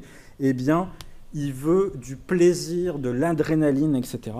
Et donc, le plaisir de ressentir des choses, d'avoir des sensations. Donc, un ensemble de pensées anticipatoires. Donc, vous l'aurez compris, il y a plein de choses qui peuvent se passer, en fait, en réalité virtuelle. Et de manière générale en thérapie par exposition et aussi en termes. Et donc voilà, au bout d'un certain moment, là, sur cette situation, l'envie est à 0. Donc là, on a utilisé l'acceptation, la normalisation, la labellisation, et on a utilisé également tout simplement l'observation d'un phénomène qui passe. Donc, et ça, il l'a vécu. Et à partir de là, en tout cas dans la thérapie, il va souvent utiliser cette méthode-là. Il sait que quand l'envie arrive, ça passe. Ça change tout pour lui. Donc bref, je ne vais pas aller plus loin. En tout cas, pour moi, les avantages, c'est d'expérimenter en séance la gestion du craving et des cognitions, revenir à chaud sur les réactions du patient. Le thérapeute voit ce que le patient voit. Donc, il y a quelque chose quand même d'assez cadré, d'assez standardisé. On n'a pas de problème d'imagerie mentale. Si vous faites de l'exposition en imagerie mentale, certains patients n'arrivent pas. Et il y a la composante vestibulaire qui fait que on est vraiment dedans. Les inconvénients, le prix, prévoir l'installation. Alors là, forcément, si vous n'installez pas le matos avant que votre patient soit là, vous allez passer une demi-heure à le faire. Le cybermalaise qui peut gêner, l'hygiène, hein, et alors là, je pense qu'on va être, j'espère, d'accord, je sais pas, peut-être pas, mais ça sert à rien si le thérapeute ne pratique pas en fait de thérapie par exposition. Donc, si vous n'utilisez pas certaines méthodes appropriées de thérapie, c'est pas parce qu'on met sur le patient un casque que l'on devient compétent. Alors ça, formez-vous. Essayez de comprendre ce que sont les thérapies par exposition. Ça n'est pas de magique, hein, donc c'est vraiment quelque chose, une méthode qui est éprouvée et qui s'apprend. Voilà. Et merci. Donc là, avec le docteur Taquet, on va avoir une immersion dans le casque de réalité virtuelle. Enfin, dans le monde virtuel, plutôt pas dans le casque. Mais... La première chose à savoir, c'est que vous devez être très doux avec votre patient. Là, est-ce qu'on voit en même temps? Très doux avec votre patient. Vous allez lui proposer déjà d'utiliser le casque, de le mettre. Donc surtout, mettez-le vers le bas. Hein, pour les gens comme moi qui ont les lunettes, mettez-le vers le bas. Vous proposez à votre patient de mettre ses mains ici. Et la première chose, c'est que les lentilles qui sont en fait par rapport aux yeux doivent être bien centrées. Donc proposez à votre patient de bien centrer les lentilles pour que ça soit net et visible. Une fois que c'est bien centré, eh bien, vous serrez un petit peu et vous allez mettre le casque en bonne formation. Et donc après, ce qui va se passer, c'est que si c'est suffisamment visible, net, déjà vous réduisez l'aspect de cybermalaise. Hein, donc il y a des petites erreurs que l'on fait, c'est on met le casque et on pense que ça va. Non, ça doit être bien précis, bien centré sur les yeux parce que dès que c'est un petit peu sur le côté, ça va être flou, on va avoir envie de vomir. La chose à ne pas faire, c'est celle-là que je suis en train de faire. C'est-à-dire des déplacements latéraux. Surtout pas ça. Bon, après, moi j'ai l'habitude, donc ça va. Mais surtout pas, ne faites pas ça. Donc il faut toujours que votre patient avance dans l'axe de la tête et vous allez lui proposer qu'il puisse tourner vers un endroit pour l'avancer à cet endroit et non pas faire des slaloms comme ça. Ça va ne pas aller. Autre chose, si vraiment c'est compliqué pour votre patient, vous pouvez lui faire ça assis.